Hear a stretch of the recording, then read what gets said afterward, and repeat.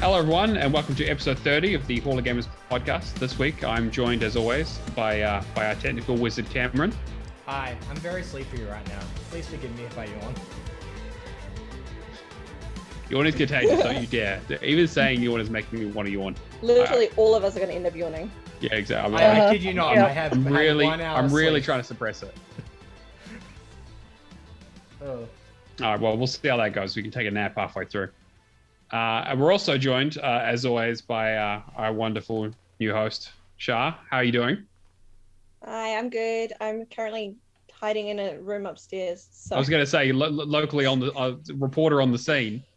Yeah. I've got the inside scoop on all things Matt and Allison. Yep. Apparently venison is very good. I think that's the latest news. Yes, venison and chocolate brownie. Yes, absolutely. Maybe not together. And donuts. But, man, this week has been an absolute fucking nightmare for my diet. I swear to God.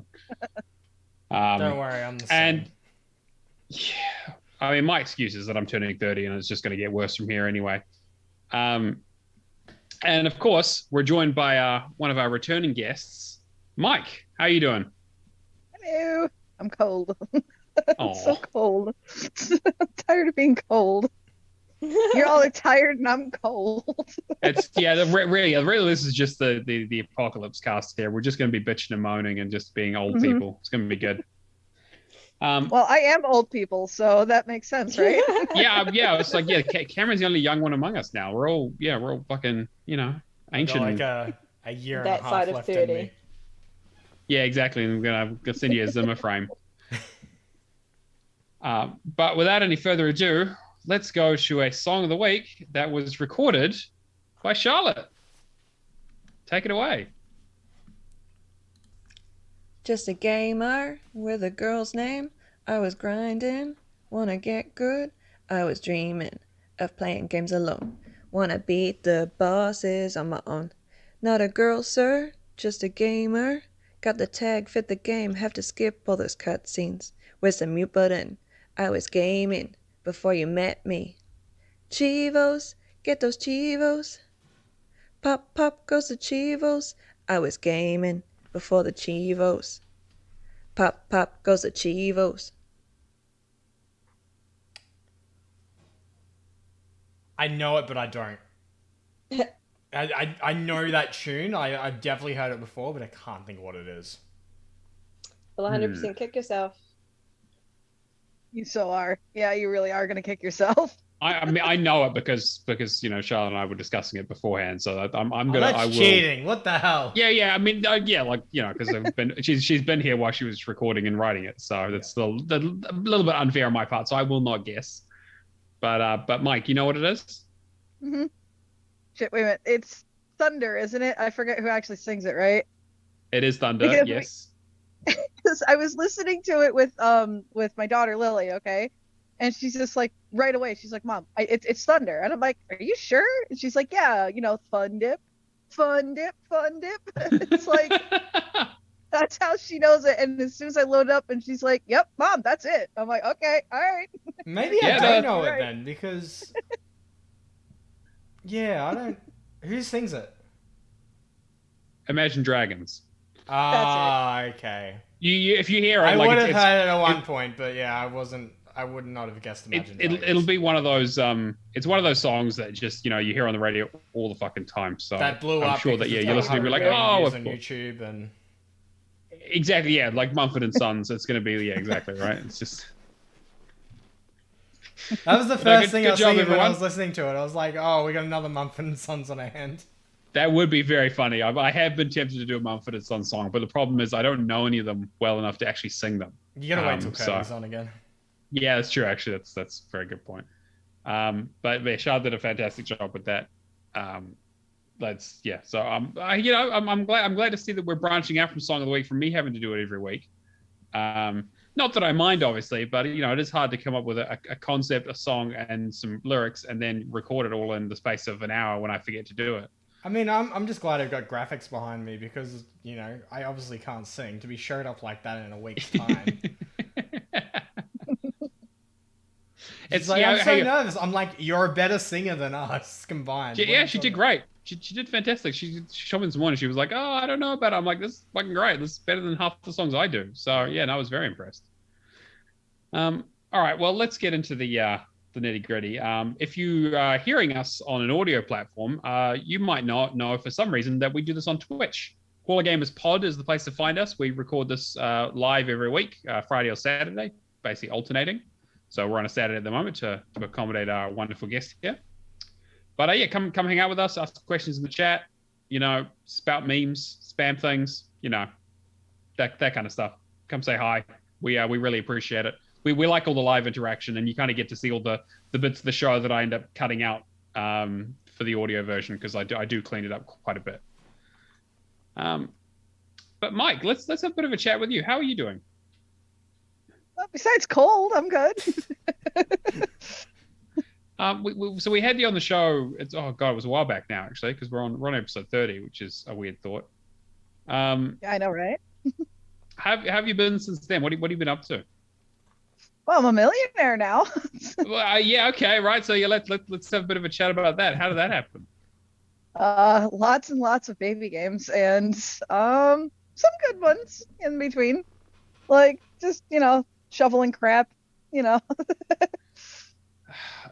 Okay, how do you feel about baby games? Because we've had various guests on from both our community, from Achievement Hunters Anonymous, and other people talking about trash, and even like Welsh Hunter talked about it the other week. So how do you feel about baby games these days, and the state of achievement hunting at the moment?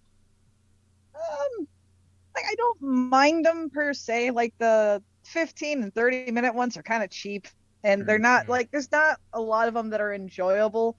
But like personally for me, like I'll just sprinkle them in kind of thing, like just to boost up my score, and then I hunt what I want to actually hunt kind of thing. But like I prefer more of like a baby game, as in like What Remains of Edith Finch is a beautiful, beautiful baby game. Right. Even Boyfriend Dungeon is somewhat of a baby game if you think about it, because it's so short, but it's so enjoyable. So I'd rather have a little bit longer of a completion just to actually enjoy the game. Like, unless it's an absolute garbage shit game, then just get it over with, rip it off on the Band-Aid. Those one evening games, not those one lunch break games. Yeah. But that's how it used to be, right? With the 360 days, you had your King Kongs, your like movie license stuff, where it was like, yeah, it's an easy game, low ratio, but it's not like an hour or two. It's like maybe like 5 or 6 hours, but you're not going to struggle too much. You might have to pull up a guide for some collectibles or whatever, but like it's pretty straightforward. And that's what baby games used to be, right? You're like, oh, someone's gone out and picked up was it Madden 06 or whatever, and it's just simming the 40 years of seasons and just kind of not playing that much of it. Was the term, like, I only jumped in the Xbox One generation myself, so I'm not really aware, but was the term baby gamer really used back in the 360 days? Not really. I think it's been much more of a recent thing, in terms of like, yeah, I mean, like, I think it was definitely used before the whole Red Leica Zidlon fucking explosion. But I mean, it's obviously used a lot more now because of those things, because it's basically the category you can put them in. But I'm not really sure. I mean, like, obviously, AHA has, that's where I saw it the most, because you guys just love fucking riffing on each other, because you guys are just horrible, horrible people. Yeah, like in the chat now. Yeah. Yeah, right. Exactly. Exactly. Screw you, Malik. Yeah. But like, yeah, I don't know. I think like people used to give you shit for playing like the shit easy games. Like if you had Avatar Burning Earth on your tag, like people would like laugh at you. But because it wasn't such a prevalent thing, it was like, oh yeah, you only play easy, movie license, like fucking Ben 10 bullshit. But like it was like, oh, you couldn't get to 1 million with that, basically. I think is the big difference, right? It's like now we're seeing the steroid injection of like, okay, well, it's like, look, I've got 10 Zidlons that each have 5K. That's 50,000 right there in the space of a day. Let's be honest, we're probably like a year or two off being able to hit 1 mil with Zidlon titles alone. Just about, yeah. I mean, if you combine like Zidlon, Red Likers, and like Chili Dog Interactive, you could probably hit 1 million. Easily. Yeah. Like, definitely, for sure. Like, it's insane how much like crap they just shovel out. But like there are some good games sprinkled in there though too. Like I still personally I love 50 Years. I had a blast playing that 50 one. Years is really I played good. it longer than I needed to because I was having fun. Actually, Charlotte, you had a game that you had your one baby game on your tag, right? That you actually My quite one enjoyed. really like it. Yeah, Yeah. but you played it because you thought it was actually decent, right? Yeah, I did. Well, because it's a puzzle game, and I do enjoy puzzle games, so it didn't really bother me that it was an easy one. But Right. was it Yeah, the guidance path or something like that? Something Yeah. to do with guidance. You Okay. just had to move the guy around. One garden and a something like that. I can't think of what it's called. It'll come. Yeah, to I'm me. not sure. Anyway. I just double checked. I could literally find it in a second. All right, maybe I jumped the gun a little. So Xenon current all game score 72,480. Radulaka 71,660. Yeah, right. And so obviously Zidlon stuff's going to get more title updates, but like people doing their achievement contests and trying to get through. Like you also need to think about like double dipping as well, right? If you're going to be doing like like Windows 10 has like stacks for all of these games. It's like I haven't even looked at that stuff, but yeah, I don't know. I mean, like how do you feel about it personally, Mike? I mean, do you feel like it's cheapened gamer score? Do you think it's like we're they're ruining the hobby, or are you kind of like whatever? I'm honestly, quite frank, I really don't give a shit what anybody else does on their tag kind of thing. If you want to play all baby games, if that makes you fucking happy and you've got the money to do it, go for it. I really don't care. But like for me, I don't want to do all baby games. But I like to have some proud completions on there, because it's more fun. It's more fun to achievement hunt. Like I literally did, what was it? Like I did a bunch of those like Zillion games, like just to get the title updates done and stuff. And by the end of it, I was just like exhausted from just doing shit. Like it wasn't fun. Like it wasn't fun at all. Yeah. Except for 50 Years. I liked 50 Years. 50 Years is good, and I didn't mind Smart Moves because actually Smart Moves and Bullet Beat. Bullet Beat's actually a fun game. Bullet Beat was a fun one. Yeah. I hate shmups. But I don't see myself going back to like Dark Rim or Explorer of the Night. Explorer of the Night wasn't bad. Like, it was kind of fun for what it was. Like it was a piece of garbage, but it was still fun. Well, I guess the question is too, like, is there any is there any like 1 hour completions that are like really taking you by surprise? Like, I know it was somewhat recently I played a game called No Time to Relax, and it's essentially the game of life with a really nice cartoony art form to it, and that's like a 1 hour completion. But I was just like, I really wish it was like a 4 to 5, just so I could spend more time with it. I feel like most games I feel like most games overstay their welcome rather than under, right? Like having a game that's short enough to want you wanting more is great. Like that's like an ideal scenario for any game. Yeah. But I feel like most games I play, I'm just like, oh, okay, I'm kind of done with this. Like I've seen everything I want to see. I just want to kind of move on. Yeah. Yeah, for sure. Like I'm sure there's been a couple that have grasped me, but I can't remember because usually I don't remember baby games. They really do. Like the only ones that I really remember are the ones that I struggle with. Like that's honestly the only way I remember them. Oh my good lord! Because I played way too many freaking games. Escape sequence. For sure. All right. Well, do we want to move on to the news then? Yeah, we can move on to the news. Starting off, we're getting a new title update for March. Okay, yeah, tell me about this. I'm curious. Cool. So the quick resume feature for pinning is finally hit.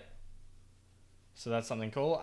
Share button has remapping because. Thank God I can turn it off. You're not gonna make it another. No, look, I use it, but the only reason I use it is because of the Xbox Cast. That's fair. The only reason I use it is because I accidentally press it when I'm trying to bring up the start menu and end up taking a screenshot of just some weird thing in fucking, Guardians of the Galaxy or whatever it was that I was grinding. Yeah. Yeah, I only use it for screenshot of the week normally. I know there are some people though that like really appreciate some games art and want they want a photo mode in and they don't have it. But like I usually I'll use it if like there's like something like a really bad clip, like something's broken in the game, just to show it off. Like when we were playing Warframe the other day. When we were playing Warframe the other day, Valley got knocked over, and then for like the next 30 seconds, his body's just like laying on the floor, just roaming around the map. It's just like, all right, that's. You still gotta send me that clip. Yeah, I gotta send it. It was pretty interesting. Yeah, so that got added. The quick resume is basically just keeping them in a suspended state, so you can decide to. Microsoft says that the games you decide to pin will only drop out of quick resume if you manually remove them or if a game is updated. Interesting. I wonder. I really wish there was a way to disable quick resume on some games. Because I know we talked about this ages ago, right? But like anything that's online, like Neverwinter, half the time when it does quick resume, it's disconnected from the server anyway. So I have to basically it jumps me into my character, and then everything glitches about for a bit and says, "Oh, you're not connected," and then boots me back to the dashboard anyway. I was like, yeah, it's weird. Like Halo Infinite's a perfect example of that. Like where you've got the offline, like you've got the campaign aspect of it, where quick resume's like perfect for. The multiplayer I'll come back to, and like just the main menu, and everything's just broken. I have to force quit the game and go back into it. But yeah, exactly.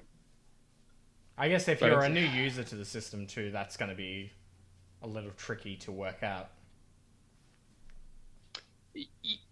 Yeah, I mean, realistically, they should, Xbox should have basically, all the developers should have a checkbox that's like, do not use a quick resume or whatever. Or they should do that work. It shouldn't be on us to decide what games should be quick resumed or what shouldn't.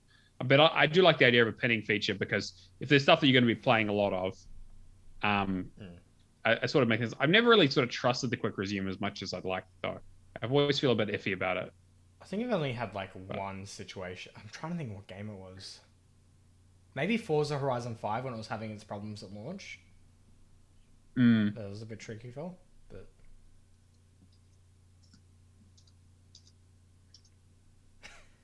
I don't know. Sorry, is there anything else I just saw happening in Isaac's this update comment that actually about looks the like word it's challenge. worth looking at? Sorry, what was that? Yeah. I'll bring that up. I'll bring that up at the end. But yeah. All right. So I was going to say, is there anything else in this update that looks interesting? Share button. Basically, you can fire up the Xbox Accessories app. Microsoft says you can change what the share button does in your controller to a number of different actions, such as mute TV, open friend lists, open achievements, and many others. Actually, that wouldn't be bad. Just changing it to open the achievement list. Actually, yeah, that actually does sound. Actually, that's probably what I would use it for. Yeah, just as a quick hey, I just want to bring up the achievement list to see what I'm missing. That's a great idea. I mean, I'm out of curiosity. Do you guys run with the overlay on for what achievements you have next coming up? Only if I'm specifically working on something. I want to make sure the progress is increasing. Okay. Otherwise, no. Same. That's the same. I wouldn't have it on otherwise, because I can't guarantee it's the right achievement that I'm after. So I want to know, and it won't. Some of them won't track anyway, so it's like there's no point in actually having the achievement up. Tracking is so scattered between various games that it's like, it's such a pain. It is nice that you can favorite an achievement to make sure it's always at the top, no matter what kind of progress you're at. But even then, it's like, like that. I'll do that once in a blue moon if I'm doing a grind, just to make sure it's not broken. But I wouldn't mind being able to favorite and just having like the mini scripts on it rather than just the title. Yeah, that could be helpful. Yeah, exactly right. I think that, like as we've said, there's always more that they can do with the achievement system. Yeah.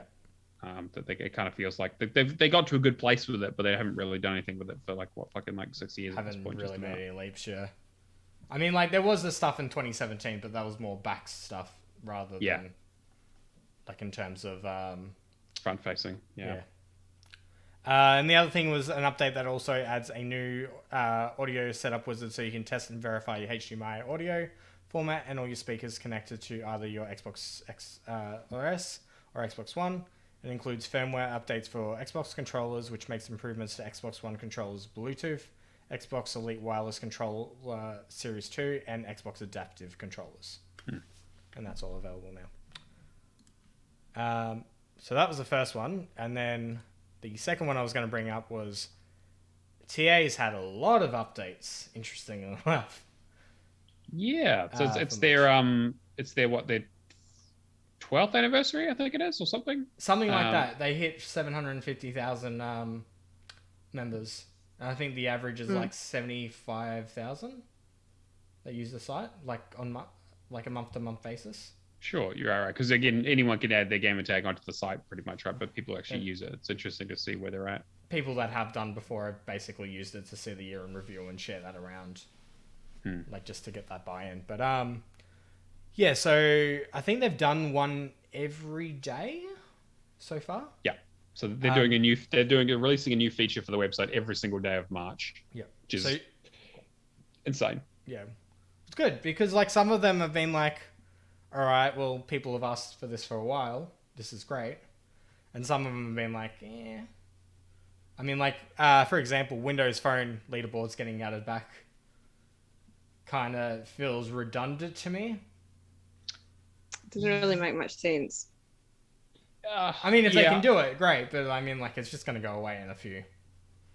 Well, yeah, the leaderboard's not going to change, right? But I guess it's there for historical records. Because, I mean, they did have, a Windows Phone leaderboard at one stage, but they took it away because no one was using it.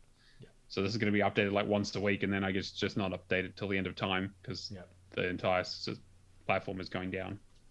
All right, so I'm gonna go through all the updates, and you tell me whether you think it's good, average, like, just tell me whether you're going to use the feature or not. First things up is targets, which were the monthly gaming community challenges, which the only thing I found as a downside is that you have to opt into them manually. I kind of just want them to automatically. Yeah, I mean, like, to be fair, all of their competitions and stuff are all opt-in. I guess they don't want to deal with, first of all, the overhead of having to manage everyone. Yeah. Imagine if you signed up all 750,000 people at once to something that they might not be interested in at all. It's just a lot of shit to manage. I kind of prefer it because, like, I don't always like doing the competitions that are on the website. Like, that's just me. I prefer to have my own, or like my own goals. Exactly. Yeah. I'm exactly the same way. Or make my own challenges between certain people. So just lose that streak. Look, you've been trying your best this week. Mm-hmm. Have you checked out the targets and like he's gonna? I've had a look. I feel like the achievement hunting community itself does more in terms of running their own contests. Yeah. What do you think, Mike? Have you looked at the target stuff? I don't really like to getting too much involved with the community stuff on there. I just like utilizing the website itself per se. I don't really like the whole community, like no offense to the community or anything. Yeah, it's a good tool. I kind of stick to my own. Like, I like sticking out of my own. No, that's totally fair. Same here. I mean, I think it would be good for inspiration if you wanted to run something within your own community, but sure. And I think that, like, one of the things that we talk about in achievement hunting is burnout quite a bit, right? Like, if you're seriously achievement hunting, chances are you're going to be at a stage where you're just like, fucking, I don't know what to play. I don't know what to do. I'm either overwhelmed by choice, or everything I look at just seems terrible, and I've just been playing crap all the time. And having like those community challenges, being set up as events is always good, because it's like, okay, you're getting everyone together to kind of, try and work on something together. But this is kind of that on an ongoing basis. They don't have to bring up an event and do a new hub every time. So I can see where that, like, I used to be part of, like, I used to do all the TA challenges when they came up. I did like Crab and Ultimate Head-to-Head, and even like GTASC when they were giving away community badges. But I've got to the stage now where I'm mostly self-motivated in terms of I know what I need to play. I've got like a list of stuff that I can work on. And I have people badgering me constantly about Finish Perfect Dark Zero. I was just gonna mention the word Valakking. I was about to say, and Valak is also reminding me of all the things that he's done that I haven't. So really, it's basically just a perpetual bullshit machine that I just deal with. So I don't really need any more help to play video games because I get enough of that. So it doesn't really. Again, I think it's a great feature. I just don't think it's necessary for me because I actually get that kind of stress of having to worry about something like that actually fucks me up a little bit, which is why I don't normally do streaks because it's something that I'm like it affects how I play video games. Where it's like if I want to achievement hunt, I want to achievement normally. Yeah, right, exactly. So that's normally I just achievement hunt for the sake of achievement hunting and trying to get my completion percentage up, but I just pick and choose whatever I want. Whereas being forced to play certain stuff or trying to do like spelling competitions are the worst for me because they always end up with a fucking E and I can't find one. And like being a completionist is the worst for these things because either you need to start new games or you need to dig up old stuff that you haven't been able to finish and try and find stuff out of those and trying to find But so you it can gets do it. yeah like we believe in you. I mean like that's the thing right like I can do right but it's just no fun like I just I lose so much enjoyment out of it. Valek's given some suggestions in the chat. Dishonored. Yes. Who bought you Ghost Runner? I don't know, some cunt. I wonder who bought you Ghost Runner and told you to play it last year. It's in the backlog. It'll get in there. It's got DLC added to it, which I knew it would. So I'm gonna wait till that game. Yeah. They're like, it's a good game. I need to go back to it. I'm waiting for the developers to be like, yeah, we've run out of money and we can't update the game anymore. And I'm gonna be like, all right, cool, best time to jump on it. Great. No stealth title updates. No ruining my completion percentage. But yes, Bioshock Infinite and Dishonored are two that I still need to go back and work on. Or it just does the Sea of Thieves. Some achievements get discontinued, and I just go, well, that was a waste of money. Yep, exactly, right? Yep.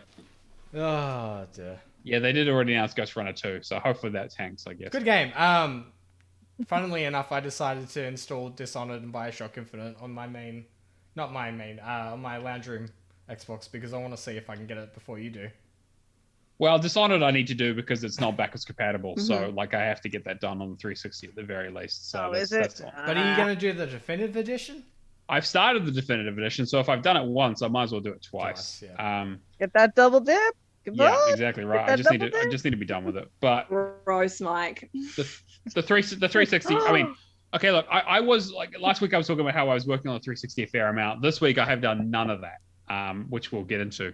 But it's this week's taking a bit of a backseat on the. Look, you've done a Windows Phone game this week. That's good enough. Well, it was a Windows game this week, but it was a Windows game. I mean Windows/Windows Phone. Yeah. And mainly because he didn't have access to the Xbox, so Yes, which again I will get into. Going through other features for TA just before we get way too sidetracked. Host transfer for gaming sessions, which I think is a good feature, because I've had so many gaming sessions where the host is like, oh, I can't make it, so we're just canceling, and you've got like 6 other people there being like, really? Like we could have just because you're not getting the achievement doesn't mean that we should miss out on it. Yeah, exactly. Also the amount of times that you have to take over a session for somebody because they just don't know what the hell they're doing. Yeah, but I think that's just the problem with the TA community. I don't think they can release any features to fix that. It's a people person, not yeah, exactly. This one I was surprised wasn't already a thing. Add headers, lists, and bullet points to achievement guides / achievement guide formatting. Yeah, I guess they just never thought of it. I look, I don't really make guides or anything, so I would not know, but like lists and bullet points and all that, like I love being able to have, something more complex broken down by bullet points. Like, see, I wouldn't have noticed. Like, I use the TA guides quite a bit, but I just assumed they already had headers because they like, but they're all, I guess they were just writing them in as part of the guide, not like just plain separate. Text. I was having a look at the guide for The Wild at Heart yesterday, and all that is just a massive slab of text. Yeah. And like, I'm just like, all right, well, I'm going to individual achievements because this is way too much. Like, I don't want to be reading through like that. I want like, the guides that are best to me are like 1, 2, 3, 4, 5, because I know if I lose my place, it's easy to like refind. Yeah, okay. Just to clarify, they're talking about guides, not walkthroughs. So walkthroughs have always already had all the stuff in there. Like you can do like colors and like screenshots and all that kind of stuff. Like they already had most of the stuff in there. This is just for individual achievements themselves, which is like I think is Like, it makes sense because it's a feature that should be on both, really. Yeah. Again, I don't think I do. Actually, Mike, you've done a couple of guides, right? For a few achievements here and there. A while ago, so you just basically type in, like, I don't understand what you mean by like headers and all that. Like, is that? are you going to go back and spruce them up with some fancy colors and titles and bullet points and? No. Well, yeah, okay. That takes away my achievement hunting Wait. time. I downvoted one of Mad Mike Forever's achievement guides, and now it's telling me she's done a solution modification. All right, checks it. It's all in bold now. All right, fair enough. Exactly. Yeah, it's in bold. Yeah, it's all in pink. Ugh. Like, I barely. They wouldn't change it to pink. No, I know, but it's like just for the troll. I barely downvote guides unless they're really misleading, or if like they're just like whenever somebody puts like a guide up, just like, oh, this achievement's for finishing the game. All you need to do is finish the game. It's like, no shit, Sherlock. Yeah, exactly right. Really? It's like, downvote, exactly. When I wrote up like the few solutions that I did, I tried to write it up like, and this is gonna sound harsh, like you were like a very special person and could not function whatsoever. Like you're at the mind of a 4-year-old, okay, so that anybody could understand it, like kind of thing. Like being able to communicate ideas in simple form is a very, very underrated skill. I think that's I think you're doing the TA world a service. Teachers do not get enough credit. Or no, pay. They do not. Or pay, yeah. It's funny because like I was looking at Fallout New Vegas? Like one of the solutions for the hardcore achievement or whatever. Like some way to like use some, I don't know, like some kind of exploit or whatever. And I was reading the chat, like the messages to that solution, and oh my good lord. Like the children came out to play. It's like, what the hell? Like if you want a good read it sometime. It's fucking hysterical. Well, yeah, actually, like seeing, because obviously TA has its own forums, and that's a whole fucking different kettle of fish. But reading the comments under like big solutions that are controversial is very, very funny. If you want to laugh, go back to the original Doom on the 360 and read the one for using the glitch to remove all the enemies for the co-op trick. The comments on that guide are amazing. The salt is just there's so much, but and I think Quake as well, the recent version that they brought out on Game Pass that you can do the PC like it's PC crossplay. Because you can do all the console commands on PC but not on the Xbox. All the Xbox players are so mad in the comments and all the guides being like, this is not a proper guide, we can't use this on the Xbox, blah blah blah, you guys are cheating, blah blah blah. And it's just God. Eat a dick. It's just like, guys, chill, calm down. Like, perfect example, okay, of that. It's like, I didn't know about that trick when I did Doom on the 360, okay? I did that shit legit. I'm not salty at anybody who uses that glitch for go right the fucking head, because that was a pain in the ass, okay? Yeah. Agreed. Like, if you're gonna make it easier on yourself, go for it. Like, I don't understand why people freak the fuck out over this shit. Like, calm down, people. Calm down. I wish I could do it for Doom 2. That game's also very hard. I'm gonna do that with my daughter, and it's gonna be fun. The Prodigy. The Prodigy. My little Prodigy. Moving along, base game and combined DLC stats panel, which I think is pretty cool. I can't really think of a use for me, but I just still think it's pretty cool to be able to see the base game ratio. It's nice to see the overall time for a game in there as well, because they basically take the estimated completion time for the DLC and add it to the base game, whereas normally you would only see the base game. So it's nice to get an overall idea of, it's like, oh yeah, this game's like 50 hours, and then you scroll down and see an update that's like 200 hours plus. I'm trying to think of like an easy game, like not an easy game, but like something that's probably like 10 hours, and then having like a DLC pack added on for like 50 to 100. Fall Flat.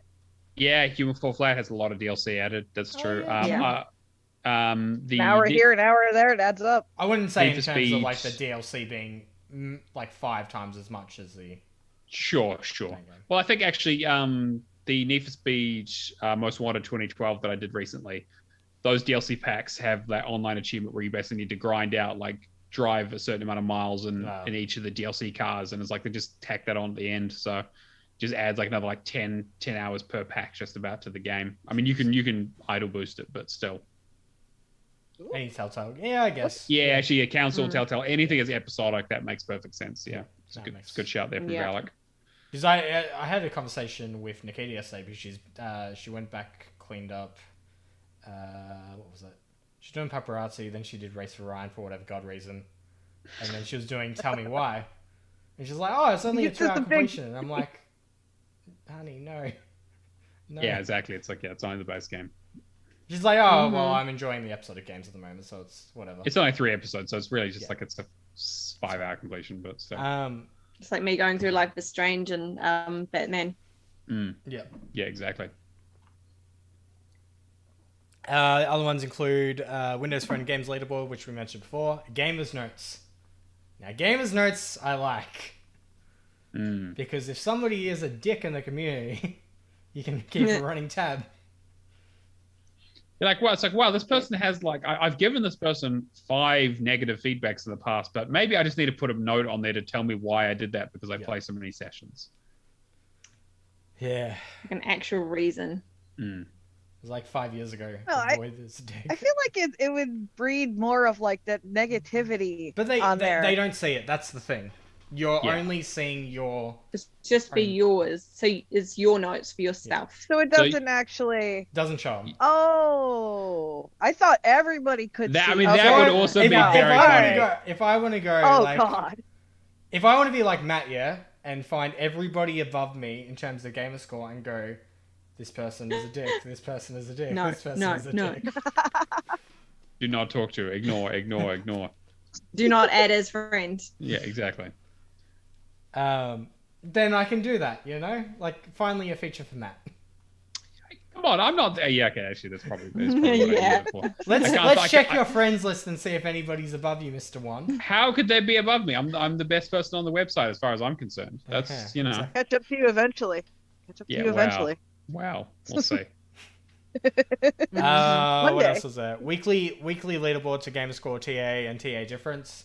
I think TA difference is a really good one to see week on week. Exporting locked achievement lists. I feel like that's really good in the right hands. Yeah, that's a Excel good. wizards. Exactly, there's a good potential tool for some pivot tables and stuff, but like, nothing for me personally. I just use the website as is. Share personalized achievement unlock images. Yeah, I actually saw the social media stuff they did for that. It looks pretty good. Yeah, I'm half on the fence because I really want, like, it doesn't have to be TA, but I really want a website to be able to take the images out of achievements. Like some of the stuff for like a Halo Master Chief Collection, it looks amazing, and I just want to be able to save it as a desktop on that. You basically have to find a coder that's a lot more experienced to be able to pull those images for you. Yeah, there's no easy way. Weren't you able to do that before on the actual Xbox One? Like you could save the picture as like your background or something? Because I remember doing that for Outlast. I kind of want like more options with it though. I want to be able to pull stuff onto like my desktop and that. Okay. There's a lot of beautiful art. Like, I mean, I remember it was at Halo 5, like all the achievement art for that is really, really good because it's like concept art and that kind of stuff. And there's a lot of cool things that they did with it. So yeah, I'm not really the big, like, I don't really share my achievements on Twitter or anything like that. So it doesn't really make that much sense for me, but I think it's a cool feature just to add in. Like stuff like, for example, Welsh Hunter put out a video yesterday of the 10 hardest achievements that might make you quit achievement hunting. And number 1 was Lasso Master. So I went back and just like, all right, got this back in 2015. Copy, paste, send it to him. Just like, buddy, it's fine. It's easy. What are you talking about? I think his number 10 was more harder than the number 1. And his number 10 was Bladder of Steel for Rock Band 2. Oh, that's not that difficult. It's not difficult, but it sucks. I mean, if you got a small bladder.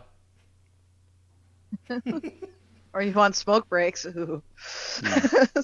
Exactly right. Yeah. If you have a crippling nicotine addiction, sure, yeah, I can understand how that would be difficult.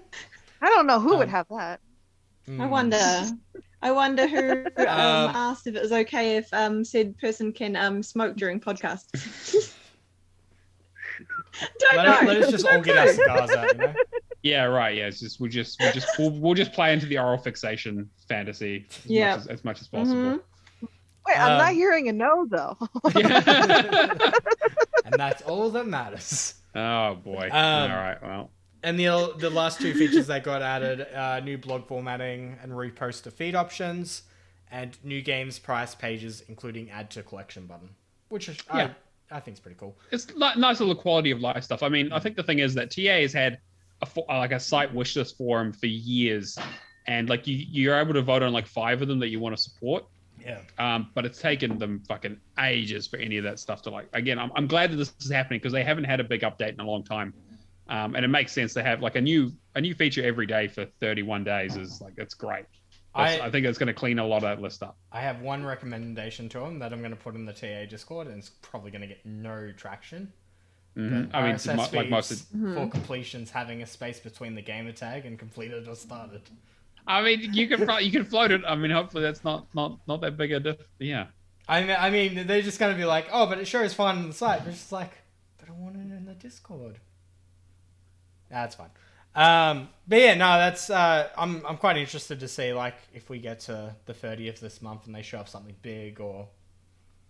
I get the feeling that they might save some big hitters for the end there, just so they get a big finale. That'd be sweet.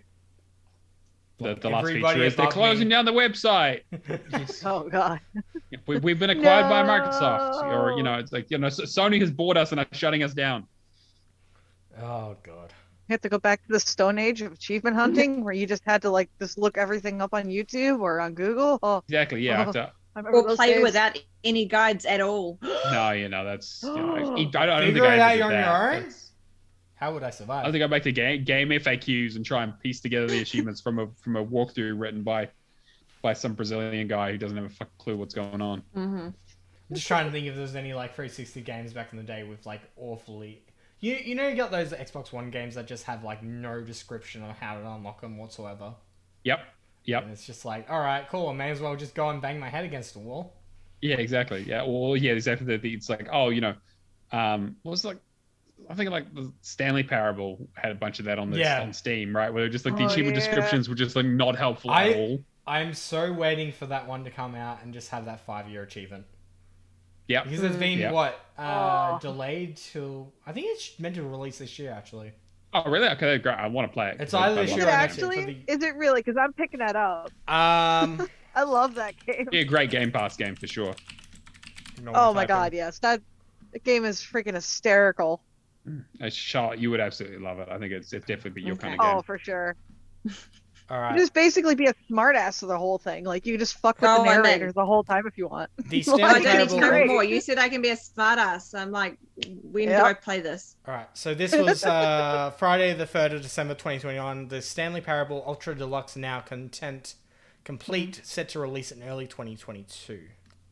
Cool. All right. Well, I haven't seen anything recent about it, but I just know there's that one. Isn't there another achievement too that has like a 50% chance of unlocking or being completely unobtainable? Yeah, and the baby one. Don't forget about the baby one too, where you guys stay there for like 8 hours or something? 8 hours, can't move. Stopping the baby from going into the fire. Oh god. Like. I don't know about a 50-50 one. Whether you. They had an unobtainable in the first one. In the original release, it was you cannot earn this achievement, and people had to hack in and get it. Yeah. So I don't think it's going to fly on the Xbox, but we'll see what they come up with. I wonder if the 5 years one you can make a workaround and just. I'm sure you could. Go offline, yeah. If you own it, I don't see why you couldn't. Yeah. If it's on Game Pass, and you do it on Game Pass, you're kind of fucked. But it's like let's just hope that this game lasts for like 5 years in Game Pass. It's fine. But yeah, there'll be no validating that one. Is there any features that you guys want to be added to the site, or like something on your personal wish list? I wish we could get regional pricing for New Zealand. Yeah, that just like personally, again, like I really wish there was more regional pricing for other areas. Like I understand why they don't do it, right? Because it's just a massive fucking pain in the ass. And that they have the main ones covered, but just personally, New Zealand would be really helpful. Because every time I click, I go to a US one, then I got to change it, and and like half the time the price, the the pricing and the discounts are different for different regions sometimes. So the US offers are sometimes better than the New Zealand ones. So it's like, oh, yeah, it's 35% off, and I go and check it. It's actually only 50% off for us for some reason. So like back in the early like Xbox One days, like seeing prices in the US compared to like it just made more sense to buy something from the US. It's gotten a lot better like over the last few years, but I still think that like when I was looking at Immortals Phoenix Rising, the gold edition was 75% off. Like I think it was like down to like $20 or something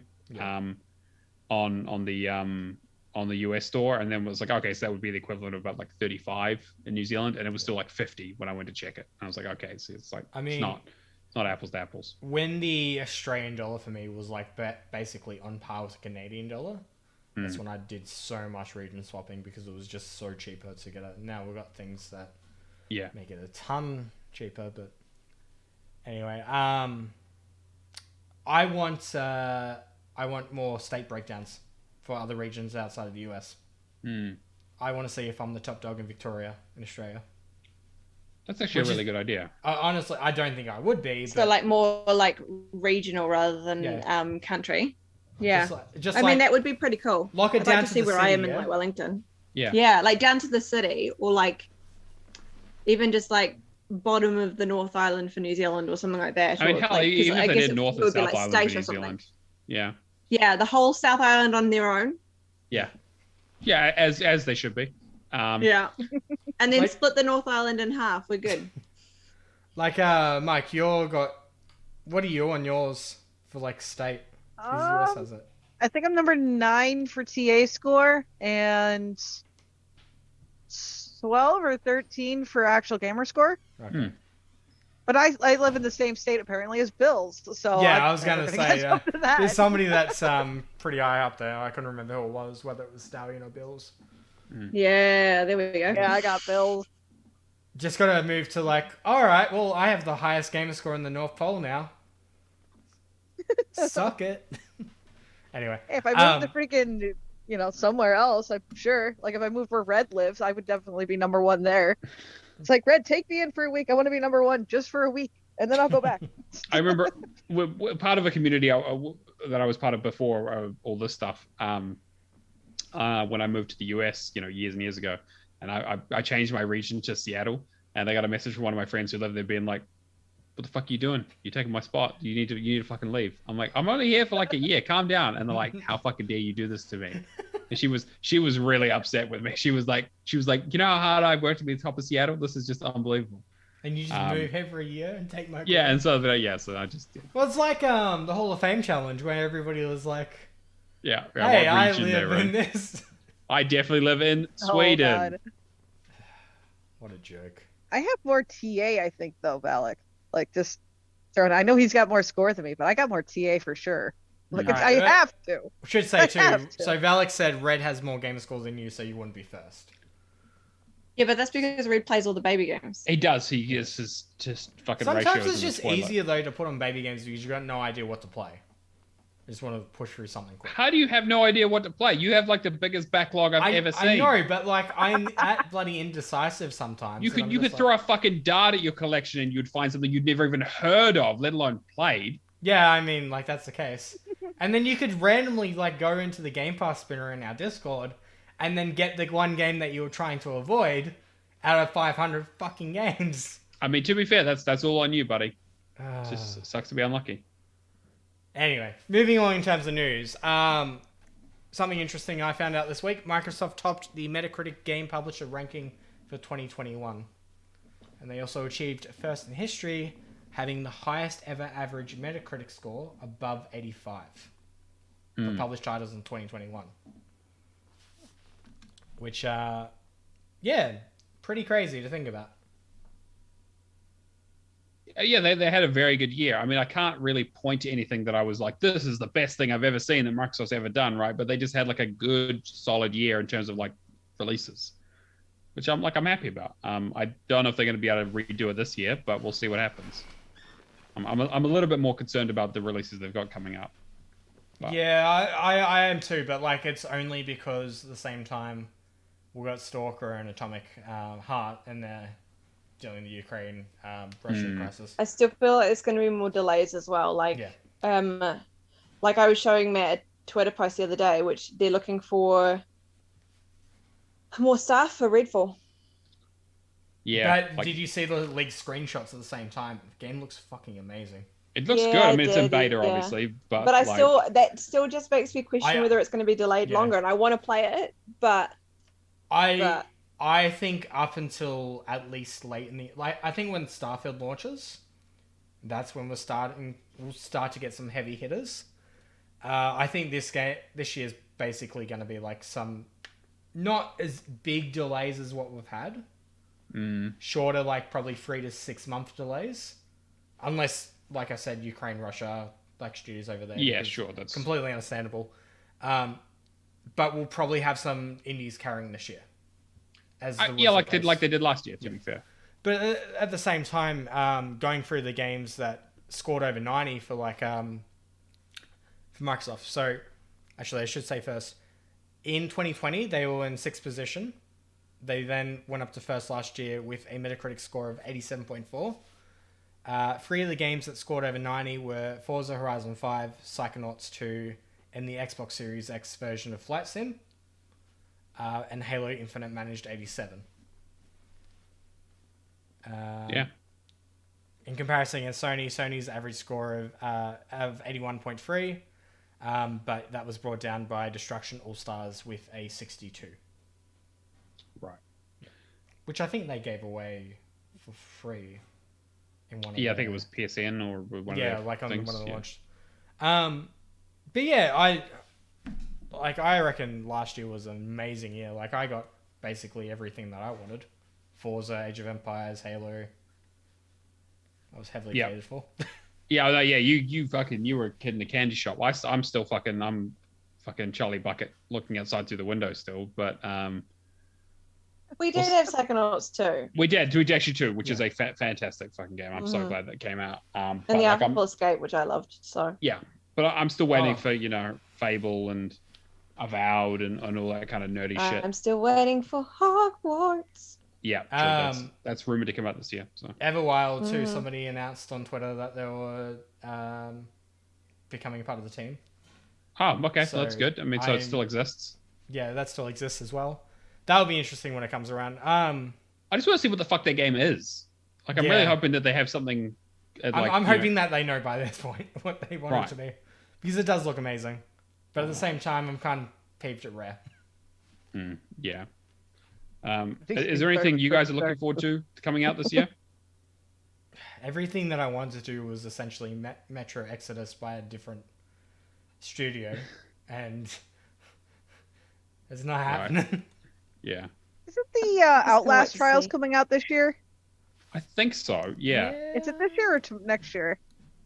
Outlast Trials. I mean, it would make sense. It's been a while since they've done one.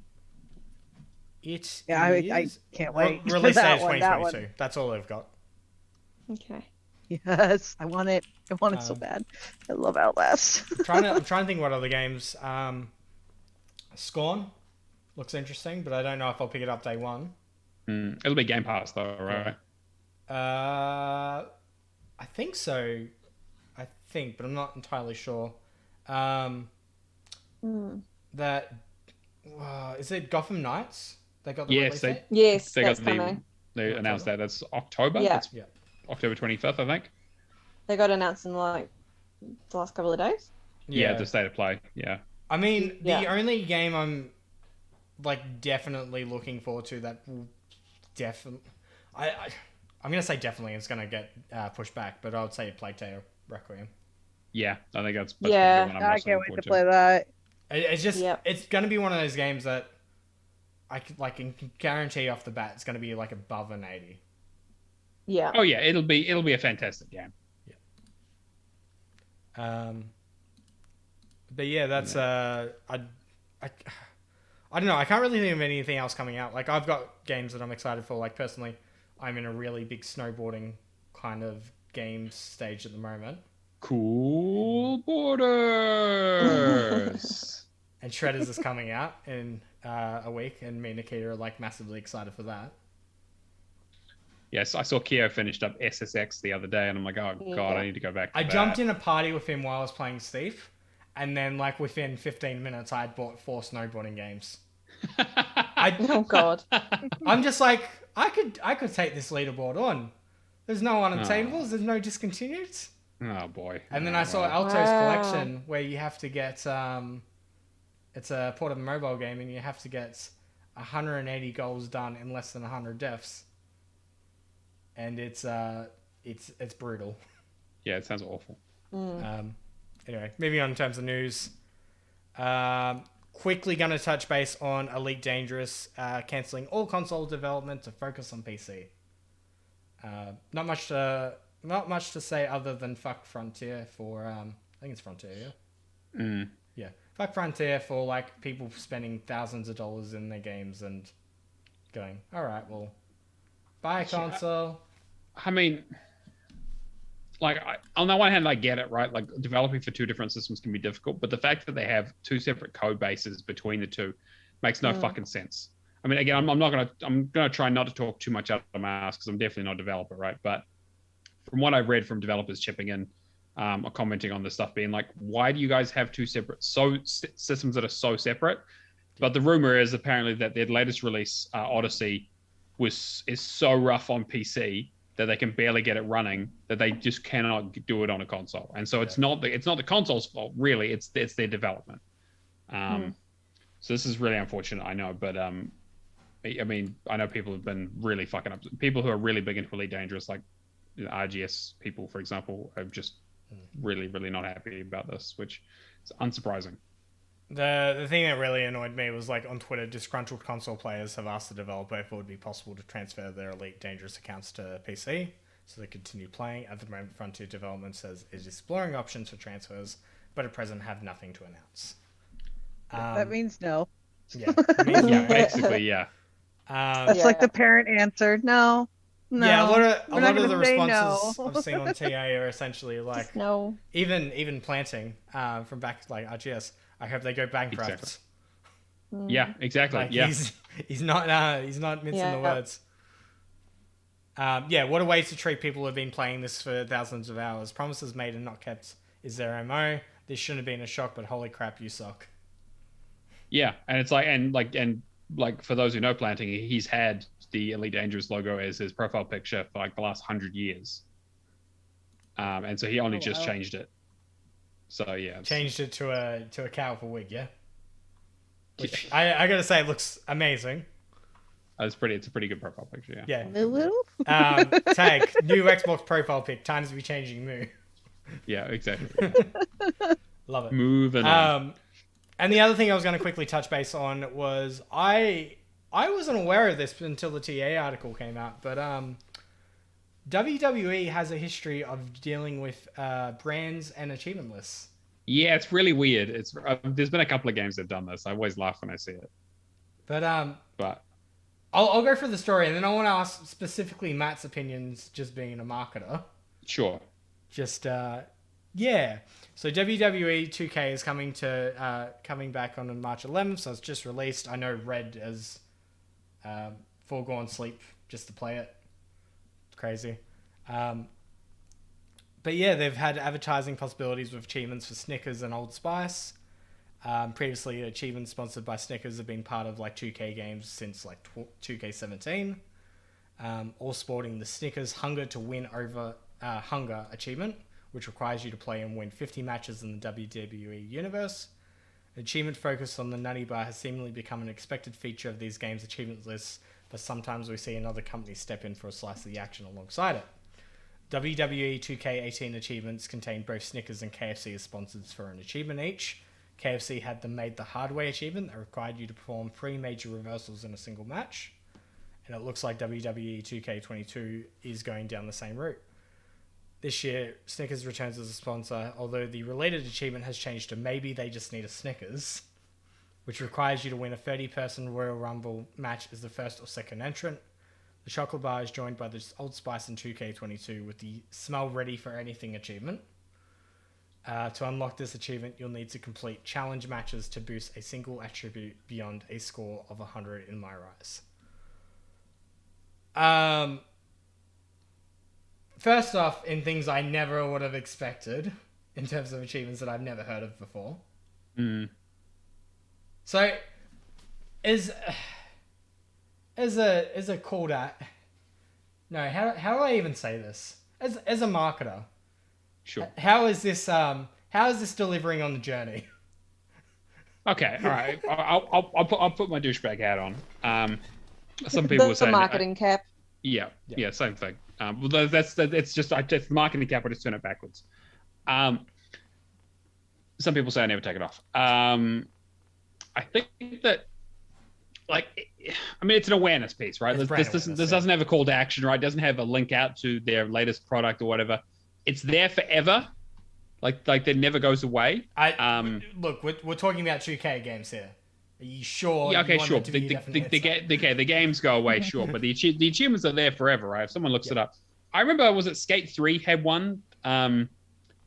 Skate 3 had an achievement called "Don't Be So Mayo," for doing a miracle whip trick, right? Like that's brand integration right there. I tell you, like, holy shit. So like, I think it's like kind of just like, okay, well, you know, we'll get some sponsorship in here. Like, sponsorship in video games is nothing new. I mean, if you've played the original Alan Wake, you can't go 5 meters without seeing a fucking Energizer billboard, and all the batteries you're picking up are Energizers. I think they took that out on the remaster, but I was like, that and Verizon were everywhere. Which is funny because part of the plot is that your batteries drain in about 5 seconds when you use them, and you have no cell signal to call for help.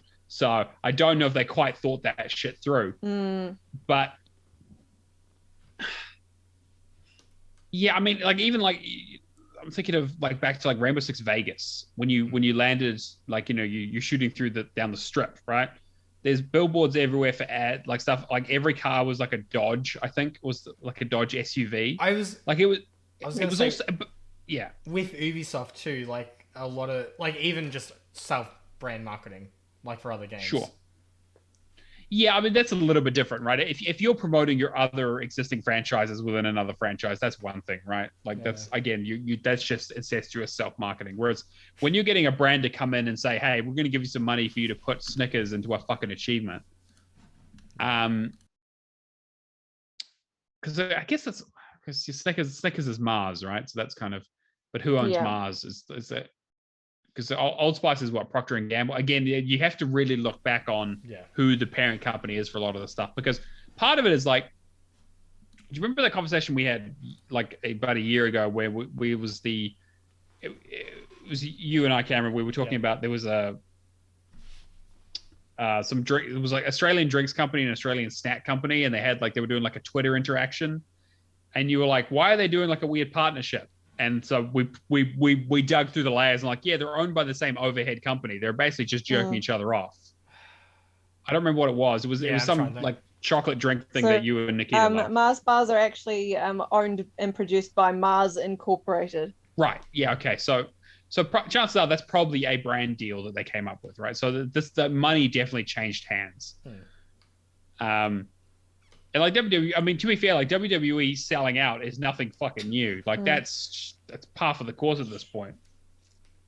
Logan, full playable character. Yeah, oh right. my god, exactly. I've seen that. Okay, Machine Gun Kelly. Yeah. Anyway, I'm just I mean, like, Machine Gun Kelly is a douchebag, but at the same time, like, I don't mind his music. I mean, I do, but whatever, it's fine. He's got a couple of okay songs, but I don't know. I think that like I don't really care. Like it's an achievement. It's an achievement. It doesn't really change anything. They can name the achievements whatever they want. And like, this isn't the first time it's happened, but it is pretty fucking blatant. It doesn't surprise me though. Like, okay, so this is like really like old for me, because I don't know how many people have actually told, but what are you talking about? It's one of the reasons why we were friends. No, shut up. Yeah, I'm 25, whatever. But one of the reasons me and Matt became friends is because we started talking about Neopets. Oh, Neopets! Yeah, true. We really know the answer why he's called Neo. It's true. It is actually true. This is the truth. Yep. Yep. So this story made me think of Neopets because they actually originally had a whole bunch of sponsored games on their site. So they had all the games that they'd created and you could go and play whatever you wanted to, but there were heaps of sponsored ones that were like this is sponsored by such and such breakfast cereal and shit like that. So it's not new. It's been around for a long time. This is not new. Yeah, exactly. And I think that actually another great example of this is the Guitar Hero games. There's sponsorship all the way through that stuff, and it makes sense, right? But all the levels have like all the sponsored stuff in them with all like the guitars, like the Fender stuff, the Gibson stuff, and the was it like Bose? I don't know if it's Bose, but it was again like you know it's like part of the thing is like you milk your sponsor for a bunch of money and they show the logo of the speakers that you got and stuff. I mean, even getting up to I guess 3 onwards, then you're dealing with influencer marketing. True. Yeah. Exactly. Yeah. Although I mean, little after 3, we're closer to 5. Well, 3 would have had Slash and. Yeah, I had like Slash and Tom Morello, and they got celebrities in there. Again, but I think that. If it makes sense, it fits. Like I said, with the Rainbow Six Vegas stuff, you go to Vegas, you expect to see fucking advertising everywhere. Yeah. You know, like that is a thing. Like if you went to the Strip now, you would see billboards everywhere. And maybe not every car is a Dodge, but like you'll see billboards and stuff on the signs, and and like if it's in the game for the game's sake, it makes sense. But having them in achievements does seem like a bit of a. But it's also like they've had them in the old WWEs. I think like 2018 had a Snickers achievement in there as well. So I think it's just kind of something they do. I mean, I just don't see it working that well. Like personally myself for brand awareness, unless you're like including the name. Like Snickers works, yeah. Because like Snickers over hunger, I could like the brand name's in it, yeah. Yeah, but I think that Snickers hunger we're looking like 2018. Yeah. 2K 2018, right? They have like KFC in there, and the achievement picture is literally just the KFC logo. Oh, okay, yeah. So it's like and like the Snickers one is Snickers. It's just blatant. It's just blatant. It's just So it's kind of fucked, but whatever. I mean, I remember subtle. Who wants to be subtle? Wait, no. Is 2K? It's not the W. It's the NBA 2K games that have the. Yeah, well, they had the advertising. Yeah, the advertising. Yeah, well, that's all over the place. And then I think even even Madden for a bit used to. I don't know if they still do, but it was like this replay brought to you by fucking Doritos or some shit. And it's like that's accurate to the actual NFL, right? But like I don't know if I want it on my video games, but I don't really care. Look, the only I feel like they can do brand awareness so much better, and the perfect example of this, and I'm still waiting for a report, is the Colonel Sanders dating sim. Like, just give me Colonel Sanders dating sim. Lord. Just add the achievement list in. It's fine. I'll pay like $10 looking for good. it. It's essentially boyfriend dungeon, you know? I mean, that's what I thought of with like, finger looking good as the achievement. Oh, sorry, you have been playing boyfriend dungeon, right? 69 gamer score. Yeah, right, exactly. Yeah, just lean into it. Yeah, just go for it. I guess the only thing is I've got like a Forbes list of the biggest brands. Is there any? I'll try out a few names. And is there any achievements that you could think of them being matched up with? So we got like Apple, Google, Microsoft, Amazon. Amazon would be great for like total delivery service. I was going to say totally reliable delivery service, but that I don't know if they want that brand association about you throwing a fucking box and just hitting it, basically picking up the UFO and flinging it across the fucking river. I went back to that game for that last title update achievement, and man, that game has changed quite a bit. Yeah, I need to go back to it too. Google, you could do Hypnospace Outlaw. Yeah, something like true. Apple. True. You could do one of those phone breaking in games with like Simulacra. I could see it. Coca-Cola and McDonald's, you could do like This War of Mine. Oh my god. Good. Oh Oh, my okay, all right. God. Moving swiftly. Oh, Jesus Christ, Cameron. Well, I got a clip of the week there. Yeah. Fuck me. Disney, you could do Fantasia. Right. It's fun. What about Toyota, Mr. Car Salesman? Toyota. I mean, well, to be fair, like car games, like advertise Yeah. themselves. That's kind of like it's its own thing, right? You got a racing game with a, I mean, any with like a Ferrari in style it. on that like leans perfectly. Yeah. I know. I thought it was a very interesting article just to chuck in there as well. I'll quickly smash through Game Pass updates. So we already had cloud version of Microsoft Flight Sim added. Cloud. Yeah, cool. Fire Changing Tides, which I've started the other day. It seems pretty cool. I just need to go back to it. Lightning Returns, Final Fantasy 13 on console and PC. Kentucky Route Zero on cloud, console, and PC. Lawn Mowing Simulator on Xbox One finally. And Guardians of the Galaxy, which everybody is raving for, that hasn't already played it. Young Souls. Sorry, what was that? I say, yeah, everyone should play Guardians of the Galaxy. It's, definitely one of it's the best great. games that came out last year. Young Souls, which I'm waiting for Charlotte to play with me, but looks amazing. And people have already completed on TA, so that's great. Shredders, which I'm also very, very keen on because snowboarding. Memoir Blue, Annapurna, we'll definitely be checking out. And that is March 24th. Mm-hmm. Crusader Kings 3 on March 29th and Weird West on March 31st. So there's some really good solid titles in this month. Is there anything that you guys are checking out? Yeah, I think Kentucky Route Zero, I think I need to jump on. I'm very excited for that. Weird West looks good, and Memoir Blue. Again, I don't know if I'll get if I'll be playing these this month, but they're definitely on my list. I'm Annapurna. Annapurna, yeah.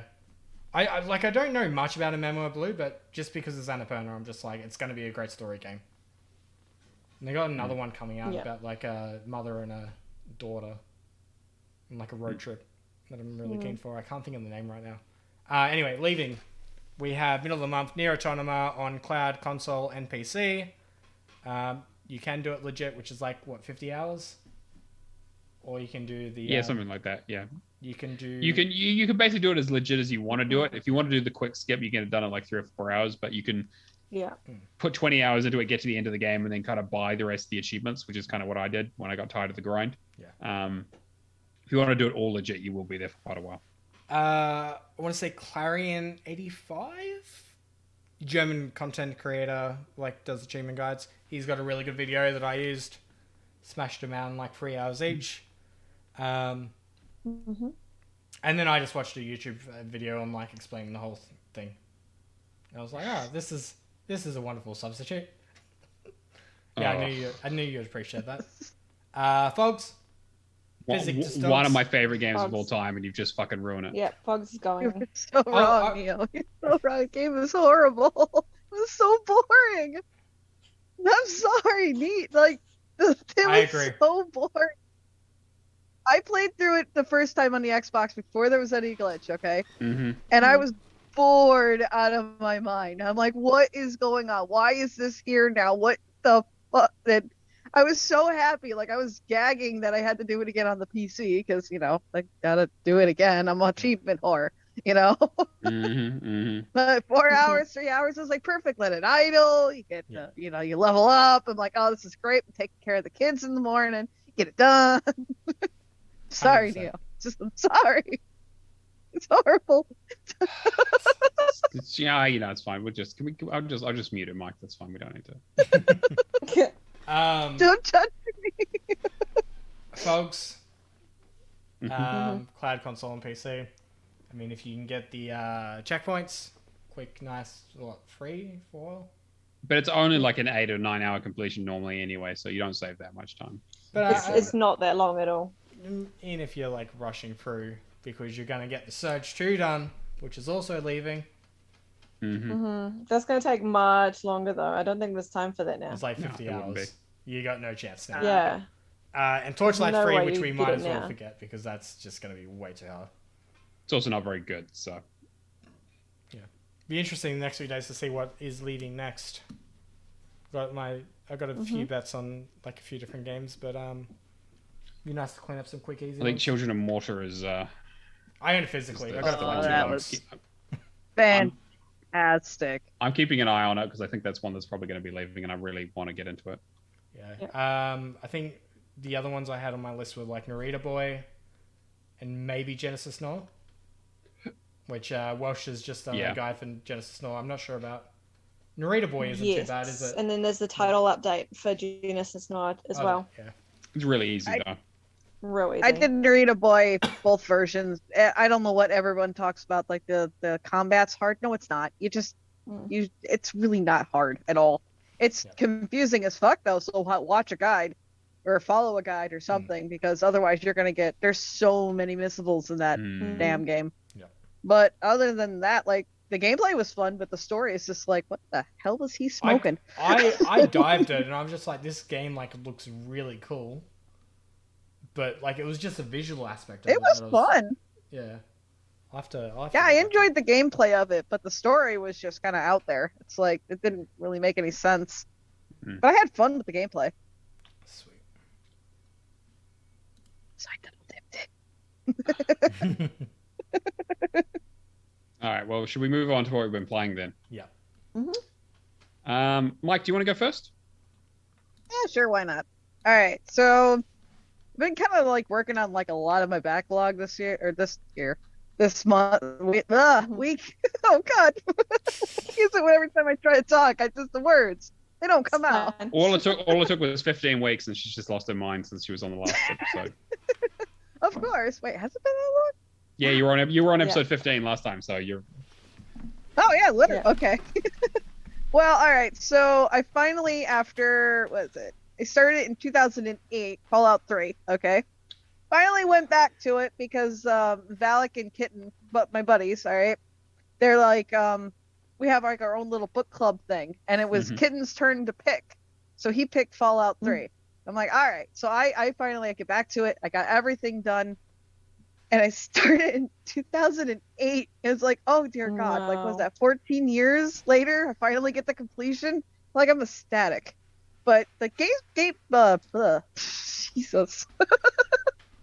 The base game was fine. It was perfect. All right, no glitches, no nothing. I had a blast with it because I just had a little bit that I had to clean up, but I didn't actually have my save anymore, so I had to start all like fresh, which was annoying. But the DLC, on the other hand, can go suck my dick. Like that shit was so buggy and so glitchy. There was so many times when this shit would either soft lock, or things weren't triggering like they were supposed to. The game would crash. It's like, what the fuck? Like, I know it's an old game, but come on. Like, seriously. Like, there was this one time, and I think it's the Pit DLC, where you have to collect the 100 ingots of... I hate that DLC. Oh, that's so boring. So fucking boring. But you have to climb up this big tower, all right? And you're on the roof. And you have to get like the last 17 on that roof. And I'm just walking along. Next thing I know, just fall through the roof. I'm like, what the fuck? Did I miss a jump or something? Because I was following a guide while I was doing it. To load it back up, get back up there because it was a while since I'd saved. So it's like, God damn it. Get back up there. And I made sure to save frequently this time. Same thing happens. Walk on the roof. Boom, just fall right through it. Die. It's like, what the fuck? So I'm sitting there, frustrated out of my mind, so I go for a smoke a cigarette. Lily's trying to like leap across this damn thing. Still can't get across it. So I finally look up online, and apparently this was a problem like 12 years ago, like when it first came out. And all you have to do is just uninstall it, uninstall the DLC, and then reinstall it, and it works fine. And it did. My God. It was like, are you kidding me? I'm not falling to the ground anymore. Holy shit. Bethesda games at their finest. Yeah, that fucking Gamebryo engine is just an absolute nightmare. It's amazing they kept it for as long as they did. It's ridiculous. And then there was this one, I forget the name of the DLC, but you have to go like on a boat. No.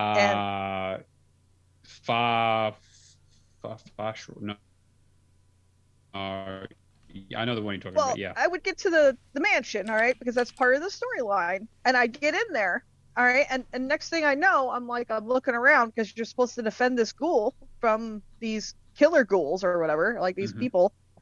And I'm looking around and I'm like, what am I supposed to do? I'm like, am I missing something stupid? So I sat there for a good 10 minutes, just walk around trying to just, like, maybe I'm just being fucking stupid. No, the game broke. It didn't trigger because one of the freaking enemies was supposed to fall through the ceiling. Yep. And then you could keep progressing. Point lookout, I legit had to make sure to save. Like, thank God I had an extra save. Like, because I saved frequently at that point. Went back on a previous save, got back up there, all right? And I would have to constantly make sure to save before going inside the building because there's constant things going off. And if they don't go off, the game soft locks. And then that save is fucked.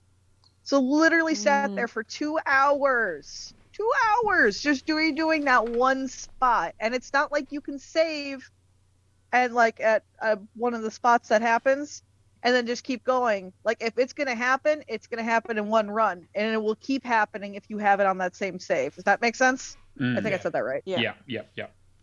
It's like, it was so irritating, but I'm just so glad to have it done. Like, good God. Did you enjoy the Mothership Zeta DLC with all the alien stuff? No. Like, for all you audio listeners, I'm flipping off the camera because fuck that one. That was annoying. Oh my God. Yeah, the only one, like, I enjoyed Operation Anchorage because it was completely separate and like you got to, just shoot things. And then the Broken Steel one I thought was cool with the robot, but like.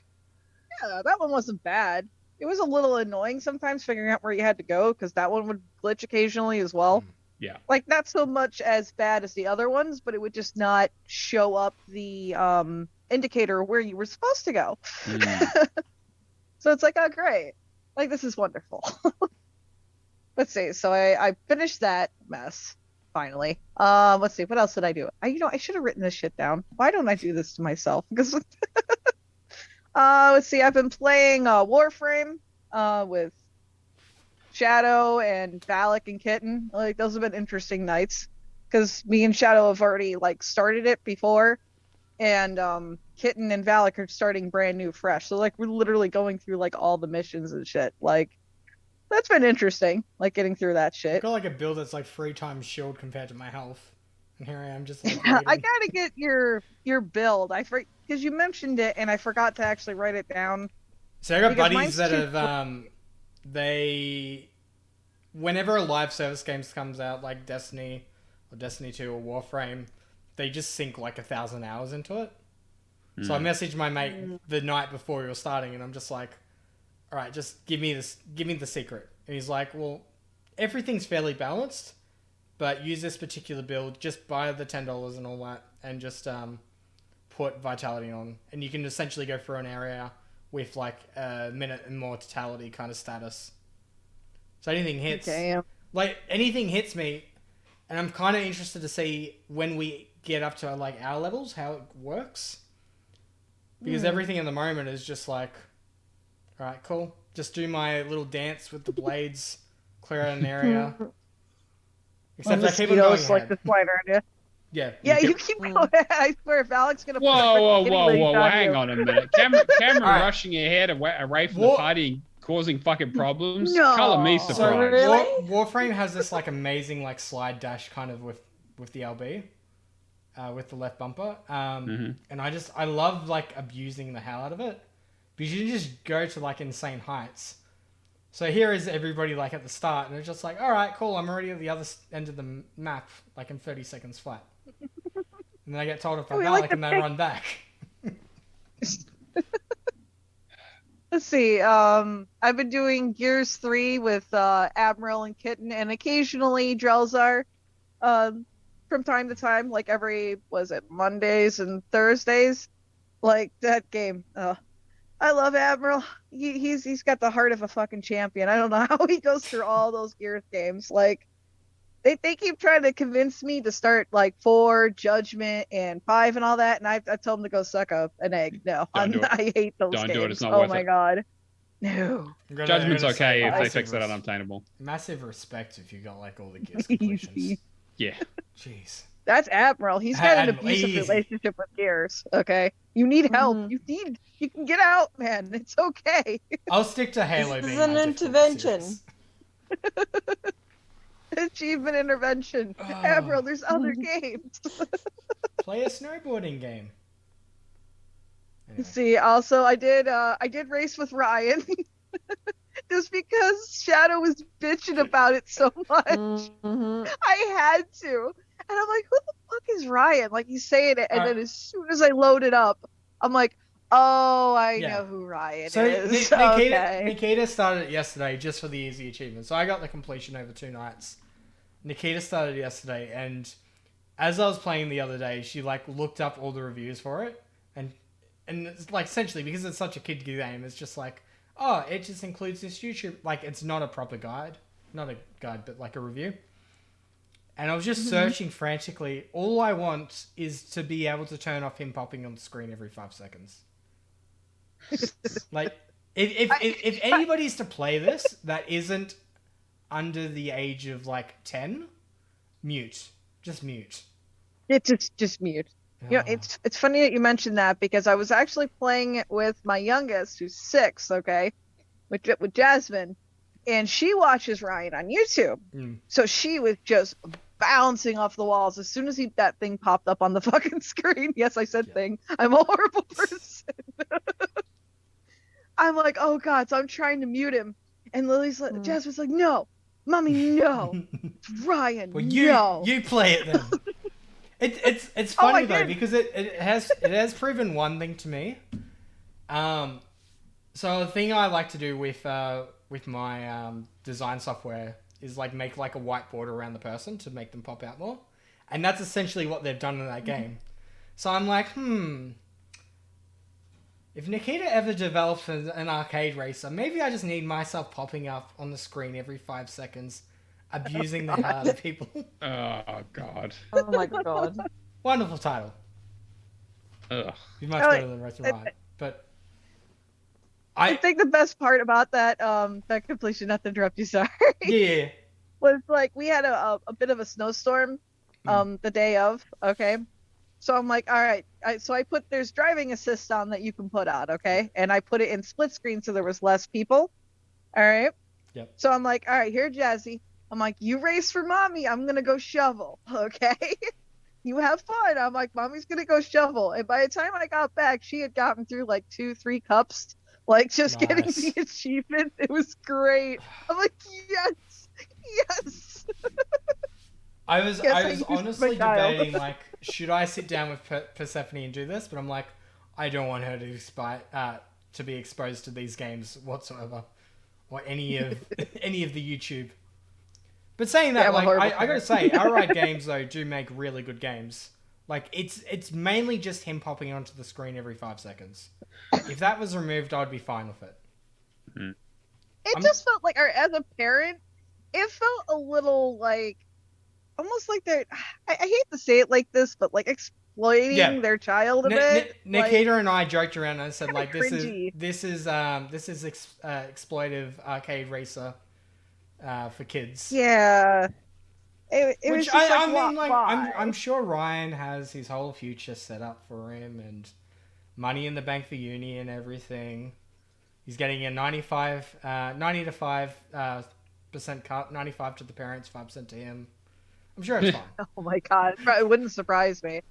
Like, not that I have no idea what they make, nor do I assume I know what they make, but it's just like, as a parent, it's just kind of cringy. I wouldn't, like, my kid's a fucking prodigy when it comes to achievement hunting, but I wouldn't exploit her and make a game out of her and be like, here's my kid, look at her art. You see art. Oh, look at all that art. I'm going to exploit it. Like, that's just, I don't know. It's just cringy. It was cringy.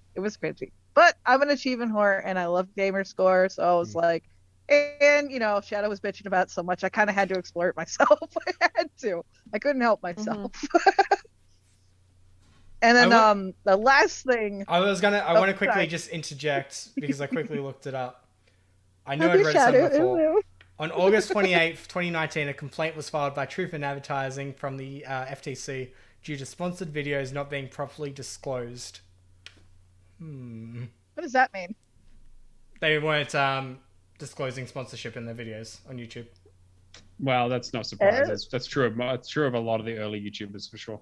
Yeah. Nearly 90% of Ryan's toy reviews videos have included at least one paid product recommendation aimed at preschoolers, a group too young to distinguish between a commercial and a review.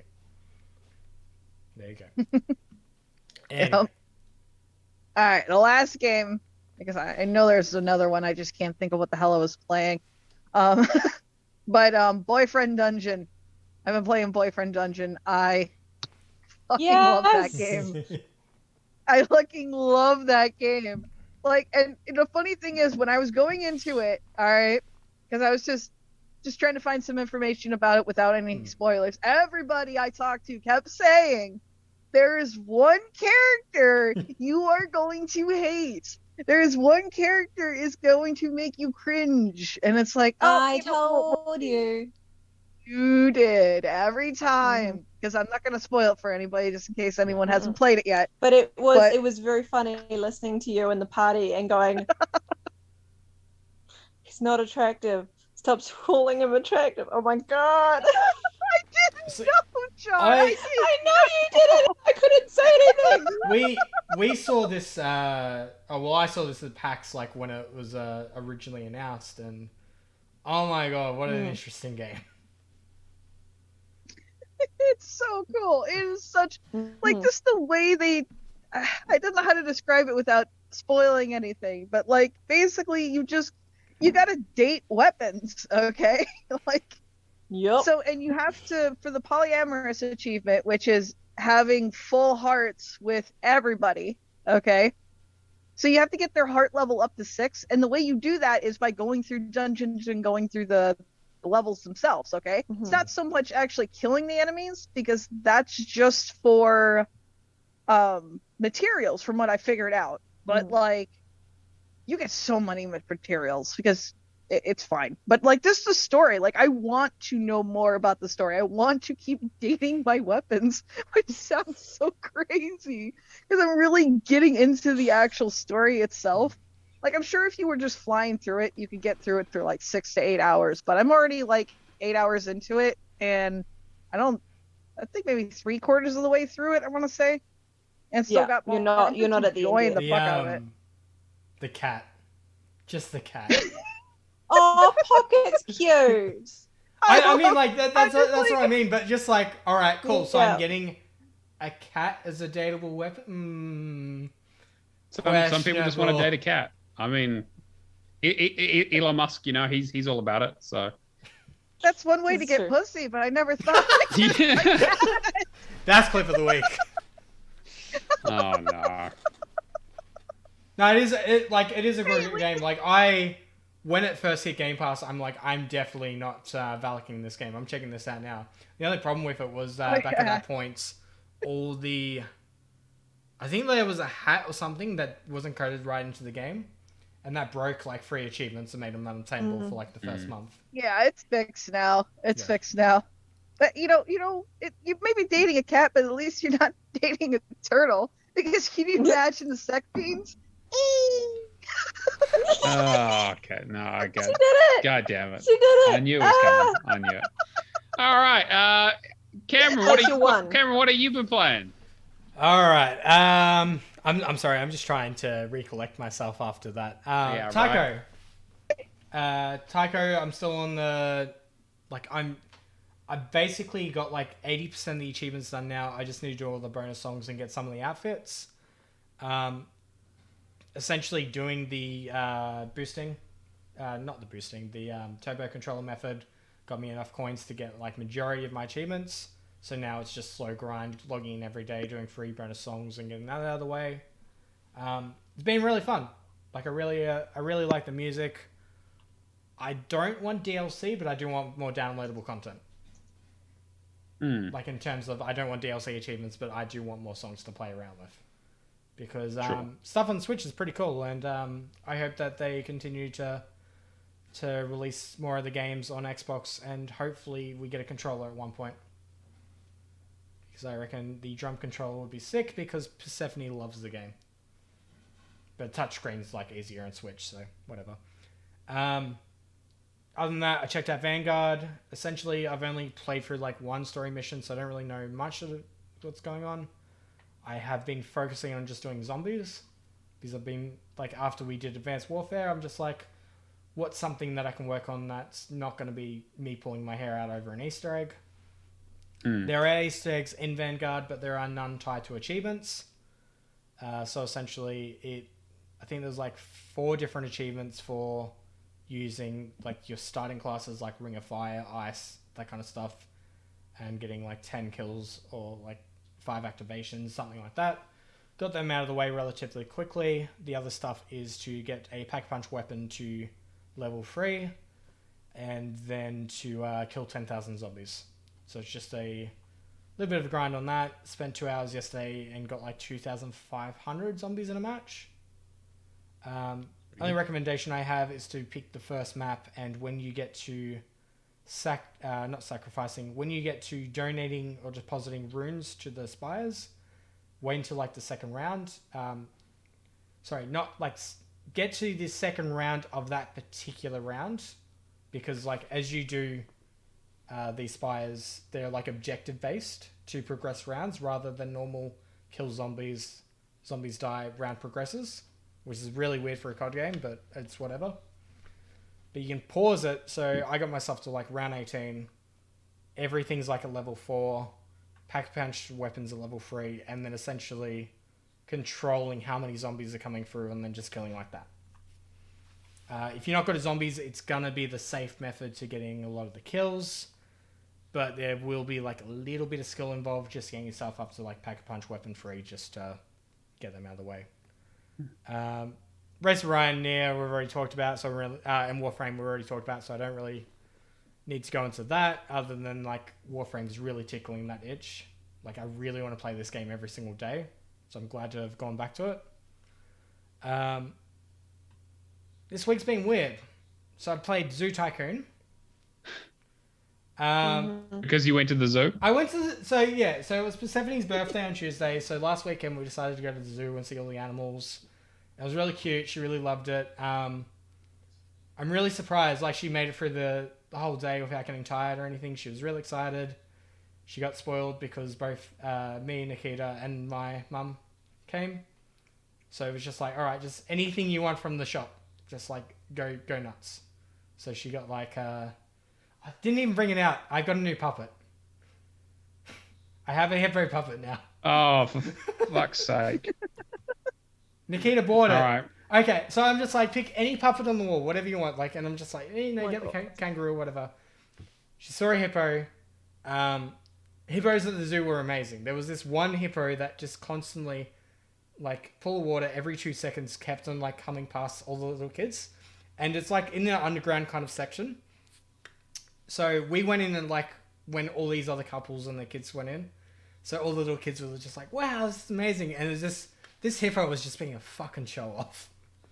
It was great. It was like absolutely great. The same thing with the spider monkeys. They were just massive show offs as animals. Loved it. So we did that. Picked out any puppet she wanted from the wall in the zoo. Of course, she picks a $45 puppet. Of course. That Nikita bought for her. Of course. It's cute. It's whatever, yeah. And like... Yeah, I left the zoo just like, all right, this has been a really fun day. But I just had like a massive itch to go and play Zoo Tycoon. So I've just been working through all the Australia campaigns, which is pretty cool.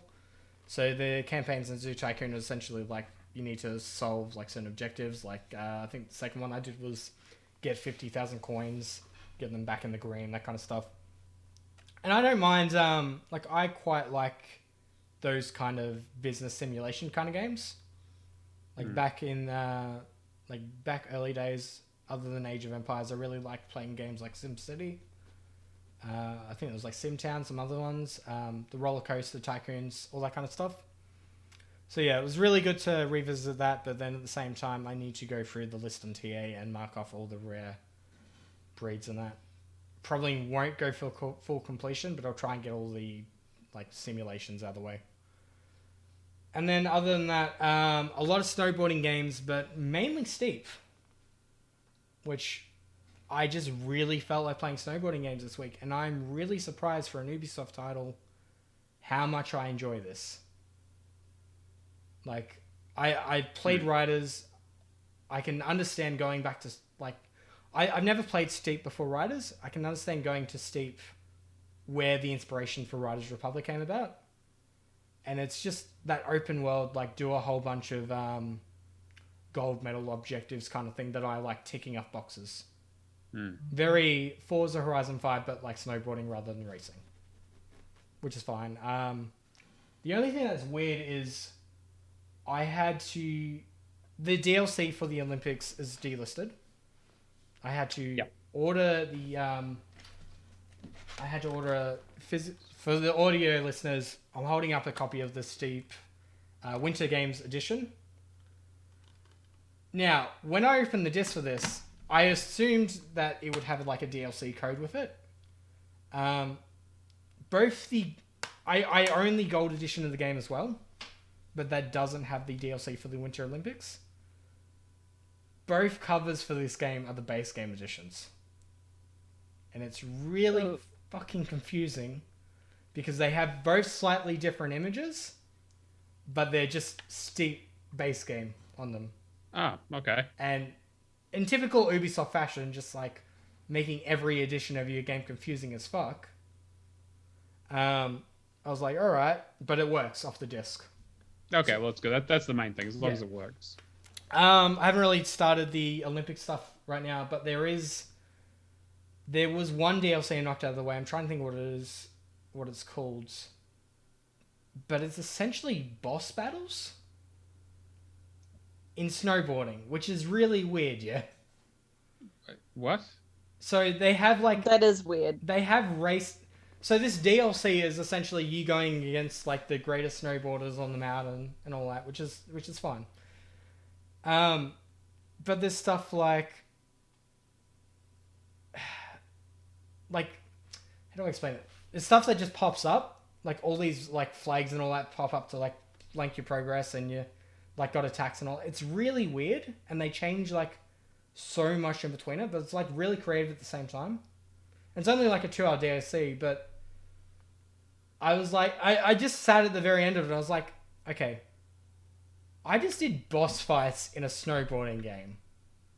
This is... I don't think I've ever experienced anything like this. But then, I mean, Riders has that kind of insane stuff as well. Like, there's a lot of stuff in Steep, like wearing the dino suit, like having the weird, wacky costumes. They just really upped the ante for this DLC. I need to get some game clips and just share them because it's very definitely. weird. It sounds really interesting.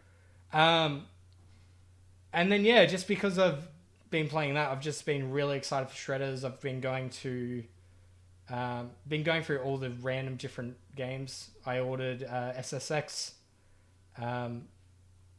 Like Nikita loves snowboarding games, and I think that's why I've got into it so much. Like Shredders is going to be like easily day one for her. She's going to jump on it as well. But it's just interesting that I've just like I really want to go for the leaderboard now. And snowboarding leaderboard is like a weird one because you have like 200-hour completions like Alto's collection, which is essentially you snowboarding after llamas is like a mobile port. And then you have weird ones like Tony Hawk's Shred, which technically fits in because it has snowboarding. It's a very weird genre. Yeah. And then you got another one that I did, which was Horatio Goes Snowboarding, which is a 2 to 3 hour completion. But the first section of it is Frogger, of you getting to a plane to get up the mountain to do snowboarding, and then you coming back down and having perfect runs. Oh, okay. So, very interesting week, very diverse gaming. But I had 3,630. Oh, wow, that's pretty good. Yeah. A lot of that was just easy snowboarding games. Right. Charlotte, what about you? What haven't I been playing this week? Right. Especially considering if anyone has actually looked at the True Achievements Hall of Gamers leaderboard, I'm currently sitting in 4th place, which has never happened. I'm usually at like 15. I saw that. I never get higher than 15. Like, I was kind of hoping they'd make the push for third.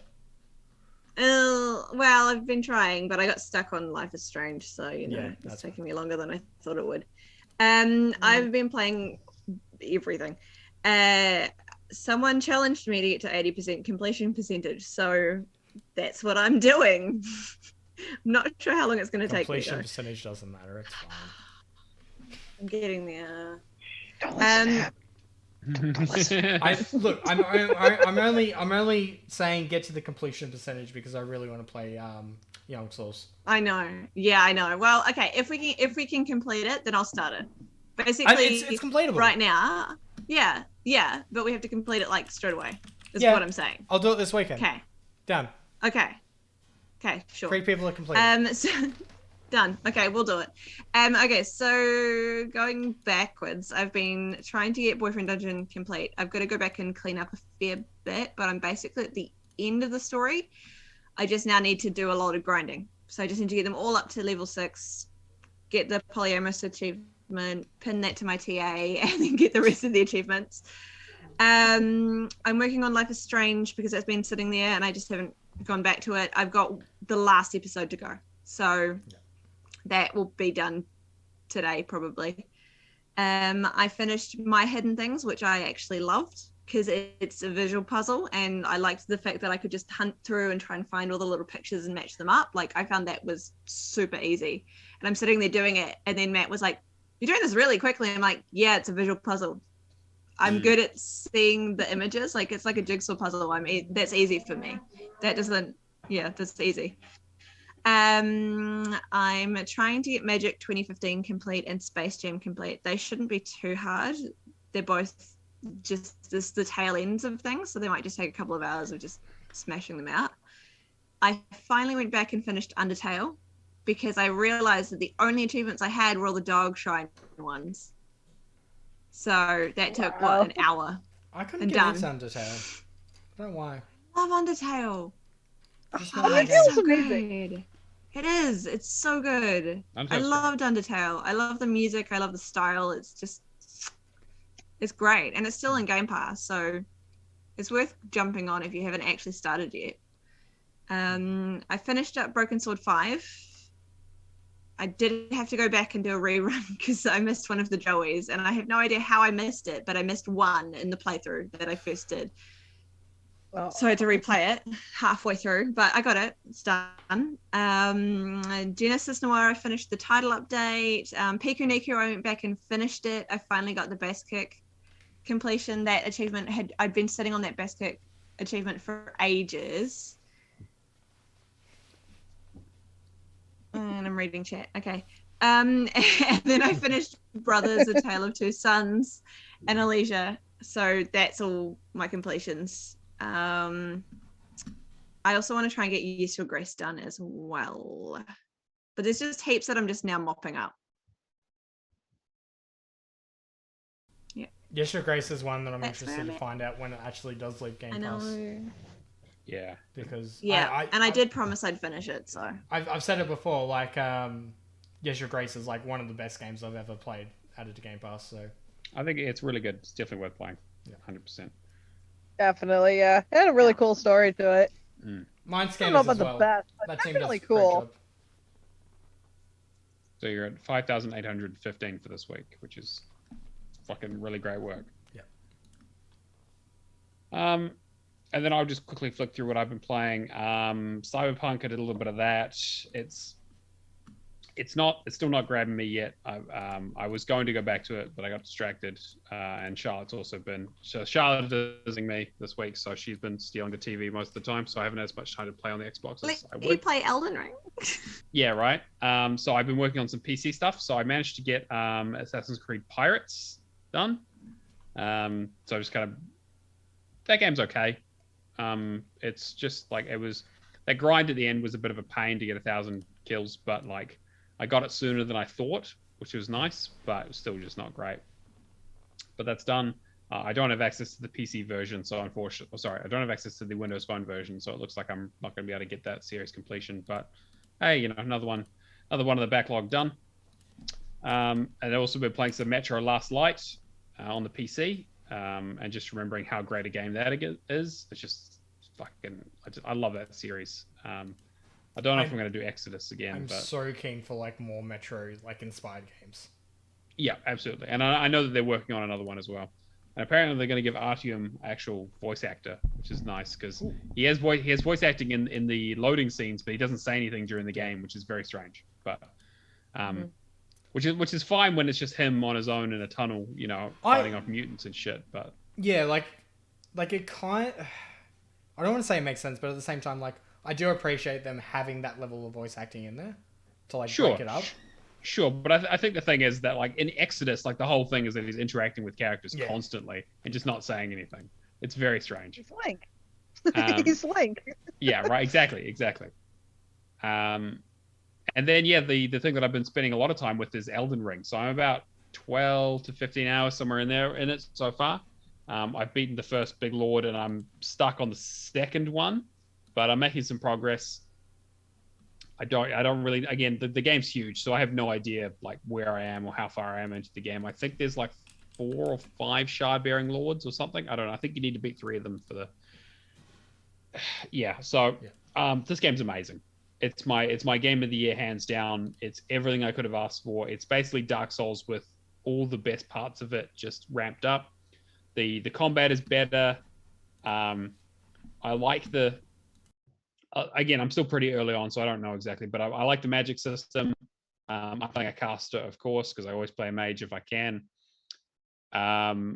The open world, I think, is really interesting, and being able to I've basically just been going and exploring and finding like resting points so I can teleport back to later. Beating a few of the bosses, it's tough, but there's some good grinding spots if you need a bit of a bolster. I'm gonna try and beat the second main boss probably tonight, but we'll see how it goes. But yeah, I'm loving every bit of it. They've improved everything about the game. I think it's an absolute 10 out of 10. We'll see if it keeps up. I know that it's quite a long game, and people have said that the bosses aren't as interesting and it's a bit padded out. But whatever, I love it. So I'm just but that's basically been me. I haven't had a huge amount of chance to work on stuff, so I'm at 1,555 for this week. Very nice. All right. Charlotte, do you want to check who's on the TA leaderboards? Yep, I can do. I had that up just before. Okay, so currently in third place we have ZMNS, and he's sitting on 6,785. In second place, we have a friend of the podcast, Mephisto for the win, sitting at 9,719. And in the top place, we have Jimbot UK on 15,420. Some good scores this week. Yeah, that's some good work, everyone. I wonder if Mem's trying to catch back up. Probably need to get Jeremy on one stage. Yeah. Before he tries to overtake him. Yeah, well, we'll see how that goes.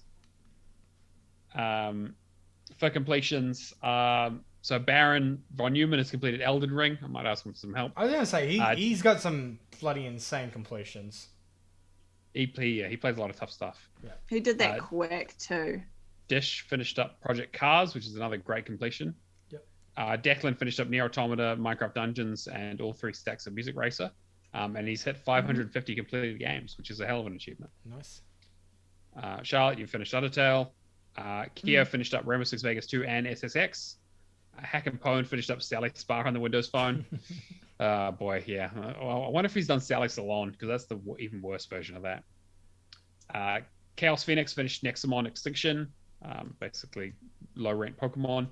Red also finished up Music Racer and Megamind. I don't know if we should say that. And Rapture finished up Music Racer, but not as many baby games as usual. We were a bit worried about him, but apparently he's been busy, so it is what it is. Yeah. I don't think we have any questions for this week. So let's get into the sort of cleanup. Cameron, you want to run through the Patreon stuff? All right. So got a few things to go with the Patreon. So I've had some new patrons.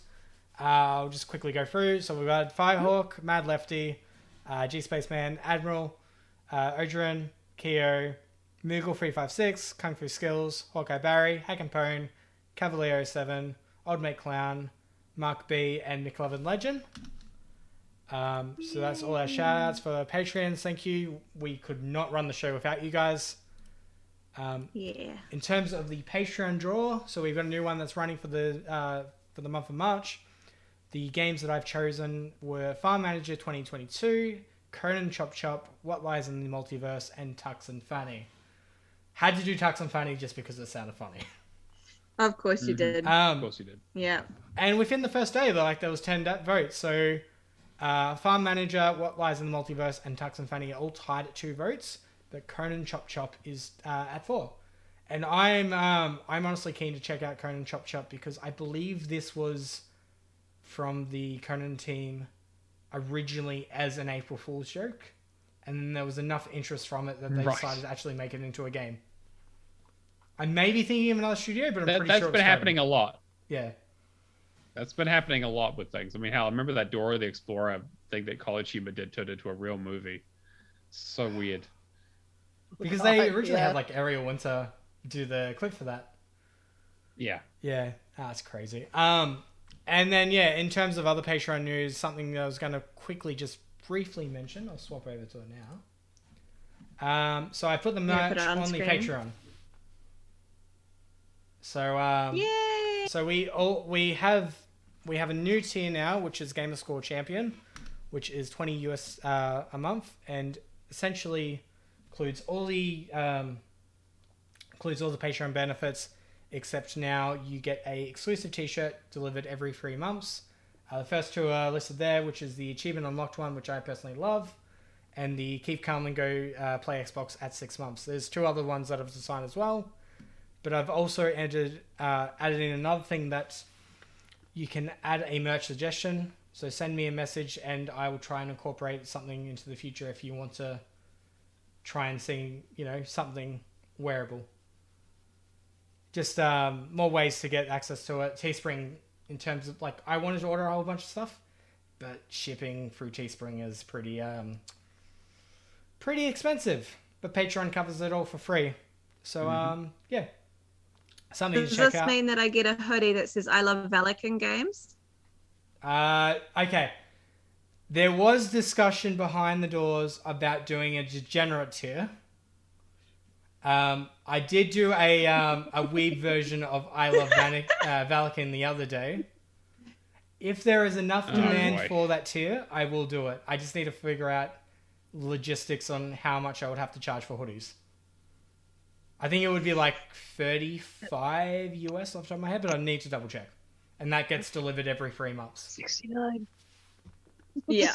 Yeah. You do get a new hoodie or T-shirt every 3 months. If there is enough demand, I will make a degenerate tier, and it will be like who hits 100,000. I'm going after the real milestones, 80,000 and 85. Stuff like that. It will just milestone edging. 100%. But I basically quite just catering primarily to the AHA community. Yeah, it will be 100% of AHA tier. But we know our market. Yeah. And then it'll be the case as well. You get the extra draws into the Patreon, that kind of stuff. Because I do want to get it to a Lights, point. Camera, and Action, of course. What was that? And Lights, Camera, and Action, of and course. Lights, Camera, Action. Everyone's favorite subcult podcast. I still need Which to watch I believe we Resident Evil 2. might have listeners now. Oh, we do? Okay, that's good. Oh, we do? Yeah. We have one listener? Apparently. One listener. One listener. One listener. Oh, God, I'm going to get cancelled so fast. But that's more entertaining because, nobody listens to them anyway. So we'll see how we go. I gotta say, going back through the LCA intros, there is some quality stuff there. Matt does a really good job. Some of those episodes are great. Random clip. Oh, mate, my favorite thing, I'm as much as I love talking to you guys and talking about the movie stuff, my favorite thing about editing those is putting some ridiculous music at the front, a ridiculous sound clip in the middle, and then a ridiculous outro music, and just try to get people to understand what I'm thinking. I'm very fucking funny, if you haven't noticed, all right? So Valak just asked in the chat, so when can I see the podcast? You can direct all court appearances and that to the Hall of Gamers podcast at gmail.com, as well as questions, subpoenas, anything that you need to. I just don't want to see any crude images, Valak. Just Valak. You know, you said subpoenas, and at first my brain went straight to a penis. Like... Oh my god! Okay, all right. Well, that's about what I expected. But before we wrap up the show, I also want to talk about the word challenge. Yes. So Charlotte was like, okay, look, Isaac had been guessing a new clue basically a new game every fucking hour for 20 hours straight. I'm pretty sure he didn't sleep. So the previous clues were it was a game that was ported. It was part of a franchise, had multiple playable characters, and the port had an additional subtitle, such as Darksiders War Mastered Edition. The latest clue that I added it last night was it's on a Nintendo platform. Isaac had, let's have a look. 1, 2, 3, 4, 5, 6, 7, 8, 9, 10, 11, 12, 13, 14, 15. He had 15 guesses. Although apparently he was just going down the list, which is very smart of him. Yep. And Valak jumped in with the correct answer of Sonic Adventure 2 : Battle, which is the Sonic Adventure 2 game that was released on the Dreamcast. It was ported to the GameCube. So Valak had won. He managed to get it right before we started recording. So congratulations. He's won the $20. I know that was a tough one. It's kind of like annoyed me a little because I actually knew it.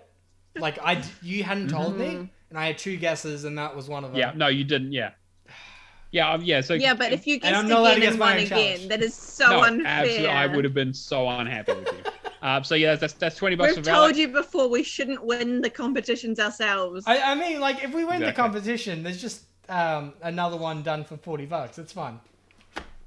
I don't know. Yeah, that's true. But no, I'm glad Valak got it. I thought it was a pretty good one. I was just saying in the chat, I've been listening to the soundtrack for that game for some reason recently, as we were talking about the Sonic movies. And so I just thought I'd use it for the episode for the clue because There's been tons of Sonic news. Yeah, a lot of Sonic news recently, and I played that game a lot on the GameCube. When I got the GameCube, it was one of the games I got for Christmas all those years ago. So, it's also not a very good game, but I do have nostalgia for it. But congratulations, Valak. I will try and come up with a new clue and a new game for next week, as long as someone reminds me. I was honestly thinking, I said it before the podcast, but I was thinking just to mess with people, I was sure it was either going to be that or House of the Dead. House of the Dead is also a good call, yeah. Because that would have been... nobody would have guessed that. Because I immediately said, like, just because he says on the Nintendo platform doesn't mean it's a Nintendo game, guys. Yep, exactly. There's a lot of Nintendo guesses. My next clue was going to be that it was a Sega published game, which had basically given it away. Yeah. But no, I'm glad someone got it. Anyway, if you want to come guess in the challenge, you can visit us on Discord, discord.io/Hall of Gamers. You come hang out with us in our community. We've got a channel there for the podcast, channel there for general chat. So we've got a meme channel, we've got a serious channel. That's where we do our word challenge. You can put your guesses in there. You're limited to 1 an hour, but hey, you can, if you got a good idea, start spamming. You got a channel that I will make up a graphic request about Kirby having a small PP? Yep, that's true. That is also true. Yeah. There's also a channel for animals now, apparently. So, yes, lions and tigers and bears, oh my. I renamed it to All the Animals.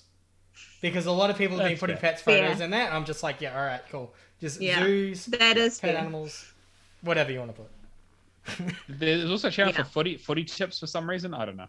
Brad wants to run a footy tip. Oh, that one's muted. Oh, is it? Oh, okay, cool.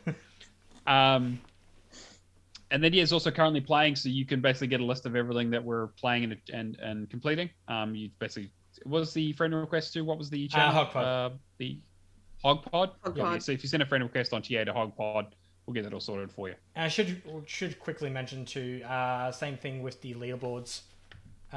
We have a Hall of Gamers leaderboard, so if you want to just pop 100,000 in a week and make sure that you're like top of the leaderboard.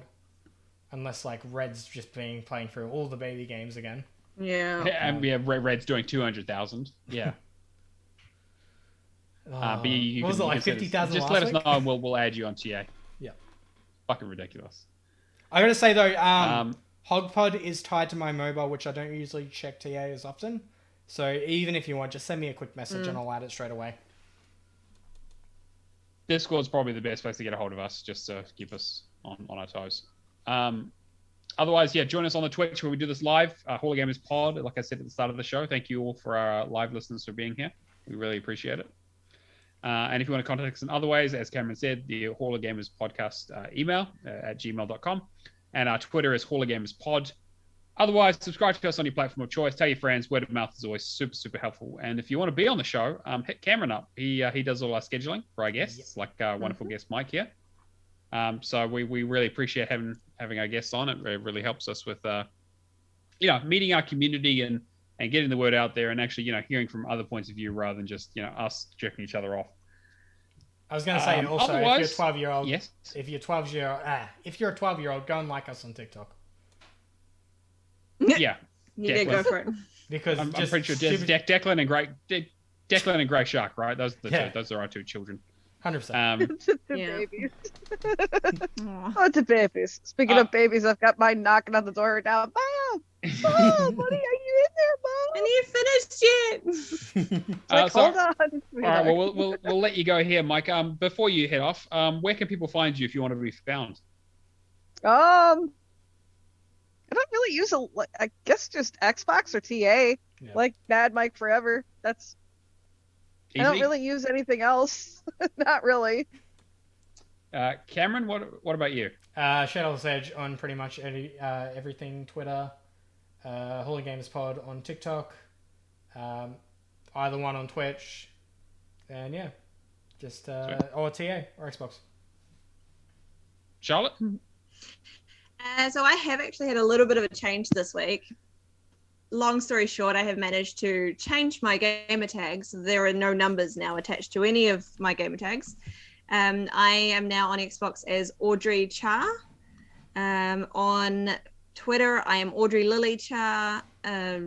Anywhere else, just good luck trying to find me. I'm invisible. Have fun. Yeah, that's me. Hidden Things 2.0. That reminds me. Yep. Should tell me afterwards. From Charmander, hey? Yeah, probably a good idea. All right, well, yes. And if you want to find me, I'm Neomaster on everything, True Achievements, Xbox, and Discord. A big thank you to everyone who joined us live, all the people who are listening, and to our special guest, Mike. Thank you for joining us. We really appreciate it. Thanks for having me on again. It was great.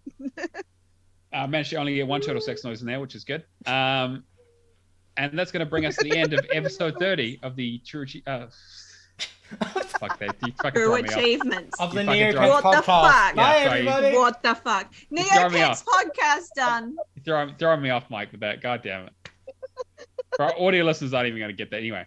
But anyway, that's going to bring us to the end of episode 30 of the Hall of Gamers podcast. We will join you guys next week. Peace.